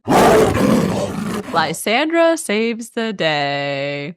I was not expecting that at all, but I'm so glad that she came back because, I mean, she really did save all their asses. She sure fucking did. And let me just say, they needed a woman to come save them. Yes. The three most powerful males in all of Erilea, maybe the whole world, and they still needed a fucking woman to come save them.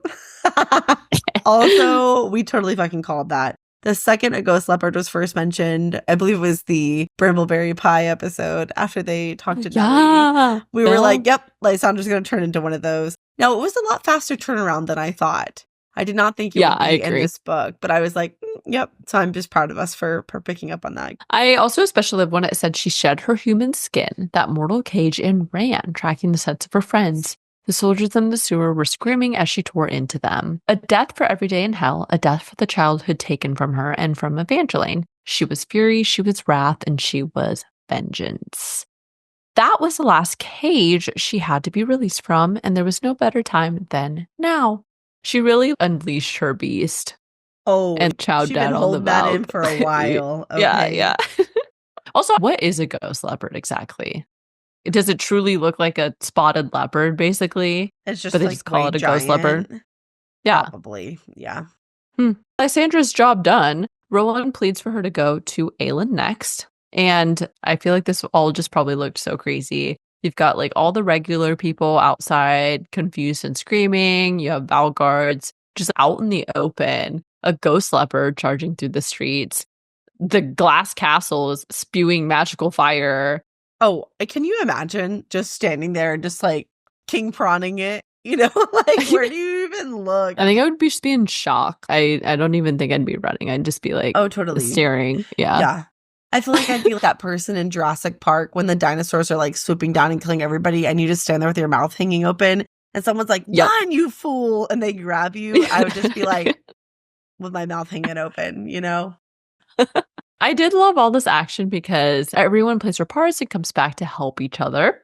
Lysandra is fired at, and you think that she's going to get hit in the heart, but then Nesrin has her back and knocks the arrow out of the way. It was really epic, and I love that. Okay, so honestly, because in every book, well, I guess except for TOG, someone important and that we care about has died. True. So I really thought that Lysandra was a goner. I thought she's had her redemption arc. She's made friends with Aelin. She's made amends for Wesley. And I really thought she was going to die. And then Nesrin. God, I love Nesrin. Fucking saved the day. But I really thought she was done for. Oh, I did too. Okay, I'm trying to keep myself at bay with all the quotes, but I can't help myself. So I lived this one too, as the chapter ends with Lysandra racing to the castle. And it says, nothing but the sleek, powerful body, her shapeshifter's heart burning, glowing, singing with each step, each curve she took, fluid and swift and free. Every movement of that leopard's body a joy, even as her queen battled for her kingdom and the world high, high above. Oh my God, I had the exact same quote picked out. We are so in sync. Really, I just love this entire scene. It gave me chills, and I know I keep saying that, but I really have to commend Sarah J. Maas for her writing here. It's just so powerful and moving. I freaking loved it. I did too. Okay, but that ends chapter 75. Moving on to chapter 76. Aelin is struggling to hold on as well since she hadn't had time to draw up her power safely while Dorian's Valg is clawing at the ring to try and get it off. The king shows up and we're all on the edge of our seats, again trying to predict how the scene is going to go. Is this the end? The big bad end. Honestly, a little bit, you know, because there's 3 more books in the series. It's probably not. But despite that, I did feel that SJM did such an incredible job building the tension in this set of chapters. And when I say I was on the edge of my seat, I mean literally. I remember very distinctly, I actually called the rain afterwards. I was in a Target, and I think I scared a girl because I was like, "Ugh." I kept doing that. And she was like, what is wrong with you? And I was like, girl, I'm listening to Queen of Shadows. Come with me to the book section. Let me change your life. Okay. That was so funny. I regret not recording that call, to be honest. Because I'm like, Really? we were both just like, oh my God. Like everything was just OMG, why? I don't know what's going on. We had all these questions. I feel like we would get so excited. I'd be like, and Lauren, and what, and I wouldn't even be able to finish my sentence. And you'd be like, oh my God. And what, and I'd be, oh my God. Like, we literally couldn't like form coherent thoughts. No, my mind was racing and, oh gosh, it was so crazy. So fortunately, it was not the end. At the mention of Chaol being dead, quote unquote, the real Dorian breaks out to ask if he truly had. The king makes his move against Aelin, but our crown prince blocks the spear of darkness with a wall of ice. Yay! Yay! I love when characters get that extra surge of power or strength or just like willpower whenever someone they care about is under threat. It just reminds me of the whole I can make fun of my friend or family, but you can't situation. There's just like something about someone you care about being threatened in some way that brings out like the protective instinct. You know, I hadn't thought about it, but that is a great trope. That totally is. That wall of ice went up. I was like, let's fucking go. I mean, I was Let's ready go. For it. Yeah. Let's go. But on a more serious note, I think we all just find it much more motivating or rewarding when you can draw from others as your inspiration. Every character's journey to self-discovery and growth has been a balance between self-acceptance and also realizing their role in the greater world. I am very happy to see that Dorian is free now, but I was also kind of disappointed by like just the fact that because he just pulled the collar off. And I was like, this is anticlimactic. Like that was all. I mean, that was not all. That was not all. There was quite a lot that led up to that. I just thought it was going to be much more dramatic in some way. Girl, the glass castle shattered. How much more dramatic did you want it to be? Well, that was after he was free. Oh my gosh, you're impossible to please. You know that? Me? I know. But in this case, I am. Well, it's usually me, so. But yeah, anyways, I couldn't tell if it was Dorian, the ring, or a combo of both that allowed him to break the collar. I guess the next chapter seems to imply that it was the ring, mostly. I was also wondering if actually having magic free played some kind of role in his ability as well. Yeah. So we've known Dorian's magic is raw power, but we haven't gotten much information beyond that. Mostly, I just want to know how he has raw power. Is it related to Elena and Gavin? Was he just blessed by the gods? Is it related to his sapphire eyes? Ooh, yes, Lauren and I were talking about this the other day. For those of you that have been listening from day one, you know this, but if not, let me just call myself out here. Back in the very first episode, I was absolutely convinced that Dorian's parents were not his real parents because it specifically called out that he had those sapphire eyes and no one knew where he got them from. Neither his mother nor father had them. And immediately I was like, oh yeah, his daddy ain't his daddy. His mama ain't his mama. That's going to be the twist. And I was very quickly corrected on the internet. So no one told me what the deal was. They're just like, keep reading. And of course, that has not been revealed, but I would really like to know. Yeah, it's about time we get that background info. So it is. Moving on to chapter 77. The collar severed along a hairline fracture where the ring's power had sliced through. That was one of the quotes that describes, how he broke it. This detail seems to imply that the ring was more of the reason why Dorian could break free. Next begins the classic big battle of light against evil, which I, of course, love. Before we get into the details of this scene, I have an overarching thought specifically for this. The scene is powerful in so many ways, but what I really love about it is what it represents symbolically. Aelin and Dorian are both incredibly powerful, and even with that power alone, they could not defeat the king. But when they were together, they were strong enough. And I think it just represents this idea that there is strength and power in the relationships we forge. And I like that there's a little bit of double meaning there. Ooh, yes, I love that. Aelin and Dorian come together, fulfilling each other's promises to a better future and coming back for each other. Oh my God. I loved when Dorian looked at Aelin and he said, "You came back." And something about that was so touching. After everything Dorian's been through, I think that's the only thing he could hold on to, that she came back for him because he was worth coming back for. So I don't really know what it means to be infinite or eternity, but it was cool as fuck that it said Aelin and Dorian hand in hand, glowing like newborn gods as their magic entwined. Ooh. And it's like they were infinity and they were eternity, everything all at once, you know? I did wonder if there was a little bit of like a boosty-boo situation going on, since they're both extra powerful, like descendants of the Galathinius bloodline. So if we are going with the Brandon and Mala were lovers theory, then that would mean Dorian has some of Mala's lineage in him as well, because Elena is Brandon's daughter. Ooh. I don't know what that means, but I'm just pointing it out. Yeah. So that is the mantra of this podcast. We don't know what that means, so we're going to fucking point it out. I am also dying to know more about Dorian's power, and specifically what god or goddess it's gifted from, or both. We don't know what that means. We're just going to point it out. I don't think we'll get the answer in this book, but I would really like an explanation of what occurred here that allowed them to meld their powers together like this. It reminded me a lot of in Harry Potter when Harry and Voldemort duel, how their wands would connect together and create that magical, rare anomaly. Also, something that really stood out to me during this scene was when it says, "But they held tighter to each other, past, present, and future, flickering between an ancient hall and a mountain castle perched above Orinth, a bridge suspended between glass towers, and another place perfect and strange, where they had been crafted from stardust and light." So I did a little breakdown here. So I think the ancient hall and a mountain castle perched above Orinth represents the past. I also wonder if this is a significant place we're going to visit when we get to Terrasen. We know that the Great White Castle is in Orinth. That kind of seems evocative of what they're discussing.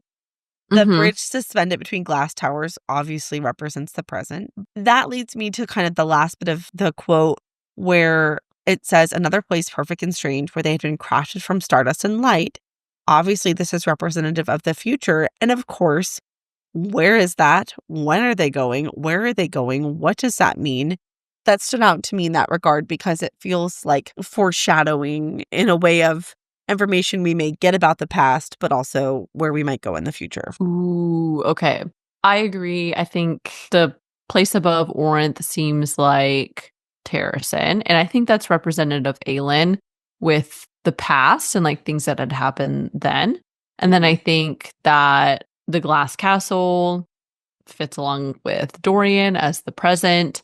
And then the stardust and light place, I was wondering if this is either the in-between, could be referring to like the homeworld of the Valg, or like where the Valg came from, because now their next mission for the future is to like send them back or like get them out of Erilea. But it kind of doesn't sound like an awful place because it says perfect and strange. So then I was wondering if this is possibly a connection to another SGN series that's very popular and beautiful. Is it the birthplace of the Fae or something? That's like the future in a way. I don't know. But I do think this stardust and light place is significant. And hopefully we'll figure out what it means. Has to be. With the combined power of Aelin and Dorian, the king and his Valg were toasted as what basically seems like an explosion of light takes place. We check back in with Rowan, Aedion, and Lorcan, and surprise, surprise, there's more Valg, and they were once again caved in the tunnels under the castle gardens. Thank the word, Rowan was healed enough, and there was a hole big enough for him to squeeze through as a hawk. Rowan flies straight for Aelin at the top of the castle spires to witness a good old-fashioned whoop-ass against evil. There's a quote that says, "Dorian's power was infinite. They were full of light, of fire, and starlight and sunshine. They overflowed with it as they snapped the final tether on the king's power and cleaved his darkness away, burning it up until it was nothing." I also found it interesting that it almost read like Aelin's power had morphed into Dorian more than the other way around. Like Dorian's power was the anchor because it says cold emptiness flooded her so violently that she too fell to the glass floor, reeling herself back in, remembering who she was. Oh, yeah. There's a lot more to this that we just don't know because we don't know enough about Dorian because Dorian hasn't basically been in the entire fucking series. Not to complain about that again, but we've also said this so many times, but Dorian is definitely special. We need to know why. We don't want to know. We fucking need to know. Yes. It's becoming a very pressing need. Get ready to scream, guys, because I sure did. When the king is restored to his own human body and he says, "Have you come to save me at last, Aelin Galathydius?" And I was like, oh, what do you mean? My God. I literally blacked out. Okay. My soul left my body for a few seconds. I came back. I had to rewind the chapter because I was pretty sure I was hallucinating. I was like, what the fuck? I had to rebuild my reality from the ground up. And also, totally, well, not off topic, but like to kind of sort of like derail my rant there. I found it so heartbreaking that the king's first words were, "My boy." Like he sees Dorian and he's like, "My boy." And that was just like broke me. That was and then really I'm sad. like, how is it possible I went from literally hating the king more than anyone else in this series to feeling sorry for him in like 0.2 seconds? Because we didn't know him. And now we finally see what was actually going on with him. And then we get a couple words from the king and who he was as a human. And then he dies. Yeah. And you're like, oh, damn. It really is some emotional whiplash, though. Yeah, for real. SJM is emotionally abusing us a little bit, I feel like. I'm entitled to compensation. Yes, absolutely. And the best part about this is we paid for these books. We paid to feel this way, and we like it. Sometimes we like it, yes. Well, overall, we like it. In the moment, I'm like, screw this. This is sad. But okay, that ends chapter 77. Moving on to chapter 78, our final one. So the king reveals just the most jaw-dropping truth bomb we've gotten so far in this series, I think, to date. Oh my God. I thought my mind was blown until the king started yapping. And I was like, oh, I didn't know nothing. That's right. We know nothing. We are nothing. So the king had found the key and he took it to Morath. Then Duke Parrington took him to see a crypt under Morath's keep where the king opened it with the key. And then motherfucking Erewhon is released and takes over Parrington's body. And then we learned specifically that the Eye of Elena is able to seal Erewhon back into his crypt. Oh my God. So this means Elena and Gavin were the ones to seal him in the crypt in the first place.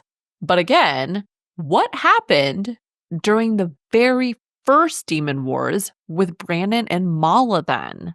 Like, what were they doing during that time? This is a great question. So to clarify, I want to make sure we're all on the same page with our understandings. I'm going to say a big block of words, and then you tell me if this aligns with your perspective. The first war with the Volg took place however many thousands of years ago. We know Brandon and Maeve and Athril were involved in that. If I'm not mistaken, we learned that they banished the Volg kings through the Word Gate, but Erewhon got left behind. Yes. We don't know what happened to him in that time period. The next time Erewhon popped up was roughly 1,000 years ago, and that was when Gavin and Elena, quote unquote, put him to sleep and put him in the crypt under the mountains in Morath. And then, roughly 20-ish years ago, the king found one word key, took it to Morath, and he and dumbass Parrington opened the crypt. Erewhon awakened and took over Parrington's body. Okay, is that a line? Parrington's soul left his body. Quite literally, like it was taken from his body. Parrington fucked around and found out. He these did. Two like 20-year-old dipshits who were like, let's go down there and see. It's probably haunted. It's probably mistaken. And then fucking Erewhon's like, I live. It just fucking takes over Parrington. Like, oh my God. Maybe it's baby Voldemort Erewhon. Like, that's who I guess. Okay. I can't not see him that way anymore. And it makes him kind of not scary. Even though I know he's supposed to be really scary. He's supposed to be really scary. For sure. Okay. But does that align with your timeline of the information we've been given so far? Yeah, I think it does. So then to answer your question, we don't fucking know. That's all we know is what I just said. I also, just like going down the rabbit hole of questions, I want to know if the king actually found 2 of the 3 word keys or just the one, because we talked about this quite a bit in the earlier books of the series. We know for sure that Aelin has 1, but the other 2 were unclear. We know the king for sure found the one in Elena's tomb, right? In the gem, because even Mort confirms the king took it. But that second one that we presume is in a volcano based on the poem, we were pretty sure that he took it, but now it seems unclear because the king is only admitting and confirming to having 1 word key. So does he have 2?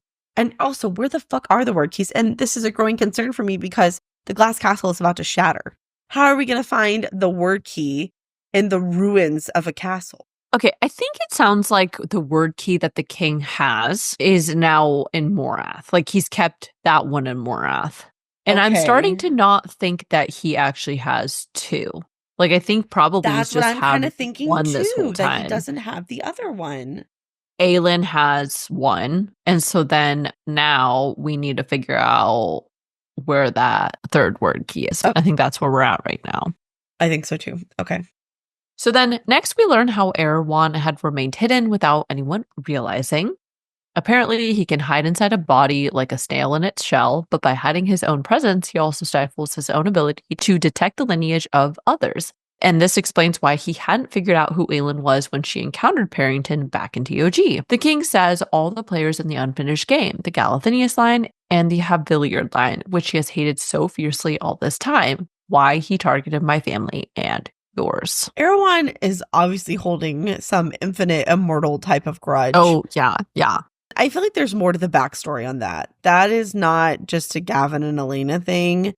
That may not even be like a Brandon thing. Like it may go back farther than that. That feels like some Dawn of Time shit, honestly. Yeah, absolutely. Also, I am fucking shook that Kane, of all fucking people, said one of the most iconic lines in the series back in Throne of Glass. Of all people, all the players in the unfinished game. Fucking Kane was spouting some profound shit and we had no idea. He's so poetic. Look at him. Aelin confronts him about his attack on Terrasen and all the other heinous things the king has done. And what the king says almost makes me feel bad for him, as we already discussed, because I guess he was just doing whatever he thought was best based on the circumstances. So, like, all these terrible things the king has done were really just attempts of his human self to prevent whatever Valg prince he has in him from getting to Dorian, you know? And since the Valg could find people based on their magics, the king had secretly constructed the towers and then banished magic so Dorian could remain undetected. In addition to the other magic wielders, so this is like the one secret that the king has been able to hide from Erewhon, who thought magic banishing was a punishment from the gods. So this is where I had kind of a crazy thought. So the king was already infected prior to Dorian being born, right? I would say yes, because he says, when you were born so precious and small, I knew I had to protect you, so I wrested away control. That would imply that he was already infected with the Valg prior to Dorian's birth. Okay, so then, knowing what they're trying to do with the witches, get ready for one of my crazy theories. Oh my god. Is it possible that Dorian is like part Valg? Because the king was already infected with the Valg, and then he birthed Dorian. Like Dorian was part of a breeding experiment? Like the king was part of? Like maybe Dorian incited this idea for the breeding experiment because Erewhon found out and was like, oh, this is how I make my heirs. And then like he made it his mission until he got locked up again. and then he, well, I don't know, like, I guess he didn't get locked up again. He's been out and about for like 20 years, but like, you know what I mean? You know what? I'm not even going to knock it because after this set of chapters, I'm cooked. Everything I thought I knew was wrong. So, you know what? Absolutely. 100%. Absolutely. What your theory correct. Canon now because nothing else. There's no foundation for me anymore. The glass castle has literally fallen out from under me. True. Yeah. That ceiling has shattered. Okay. Shattered. Yeah, that's my big idea. Okay, guys. Dorian is part Valg. That's where my head's at right now. Okay, so Dorian is understandably very angry and asks why he was able to use his magic, to which the king responds, "Using my blood in the spell must have made my line immune. It was a mistake. I'm sorry." I'm a little unsure about whether or not I buy that. I mean, maybe, but I still think there is more to learn about Dorian's magic that explains how it was able to operate outside of this spell, just like how the magic of the word marks can operate as well. Obviously, as you said, I think there's more to learn about Dorian's magic. And I know I haven't been able to shut up about that, but I actually buy this is why he was able to use his magic. The logic of how magic works in this universe tracks for me with this reasoning. And so I actually am going to take this info at face value, to be totally honest. Oh, okay. So then Aelin also demands answers about the murder of her kingdom and family, and I literally can't even express how mind blown I was by all of this information. The king had come to Terracent hoping Aelin and her wildfire could burn the Valg and end him at last. But since her mother knocked her out, the Valg survived and has basically had a personal vendetta against the Galathinius line ever since. The fact that the king says, "End me at last," makes me wonder. Well, I guess we've been assuming it's been like 20 years since the king and Parrington have been affected with this Valg, because he made the clock towers when Dorian was born. So it's been at least 20 plus years. Yeah. Probably a little bit more than that, because however many years, I mean, it would have been between the time he found the word key and when he had Dorian. So I can imagine that there was like, because I think Mort said he was a young man. He's like in his early 20s. So he probably found the key, year or two went by, went to Morath, got infected, knocked up Georgina, and here's Dorian. So I'm going to go like around 25 years is my estimate. Ooh, okay. Yeah, that's a long time. That is a long time. To be locked up. Yes. Yeah. Dang. See, that makes me wonder what's going on with the king too then. Well, I guess we know the king's line has had magic in his bloodline, but I wonder if he had like active magic. That's a good question. Probably not, but I don't know. We'll Yeah, anyways, because he's dead. So, as the king basically withers away, he reveals Chaol is alive, and he says, "Broken, but I didn't make the kill. There was a light around him. I left him alive." Broken? Okay, so... What do they mean by broke? What? It says broken, but I didn't make the kill. What does he mean by broken? Oh. Did you just glaze over that? Of course you did, because you don't care about Chaol.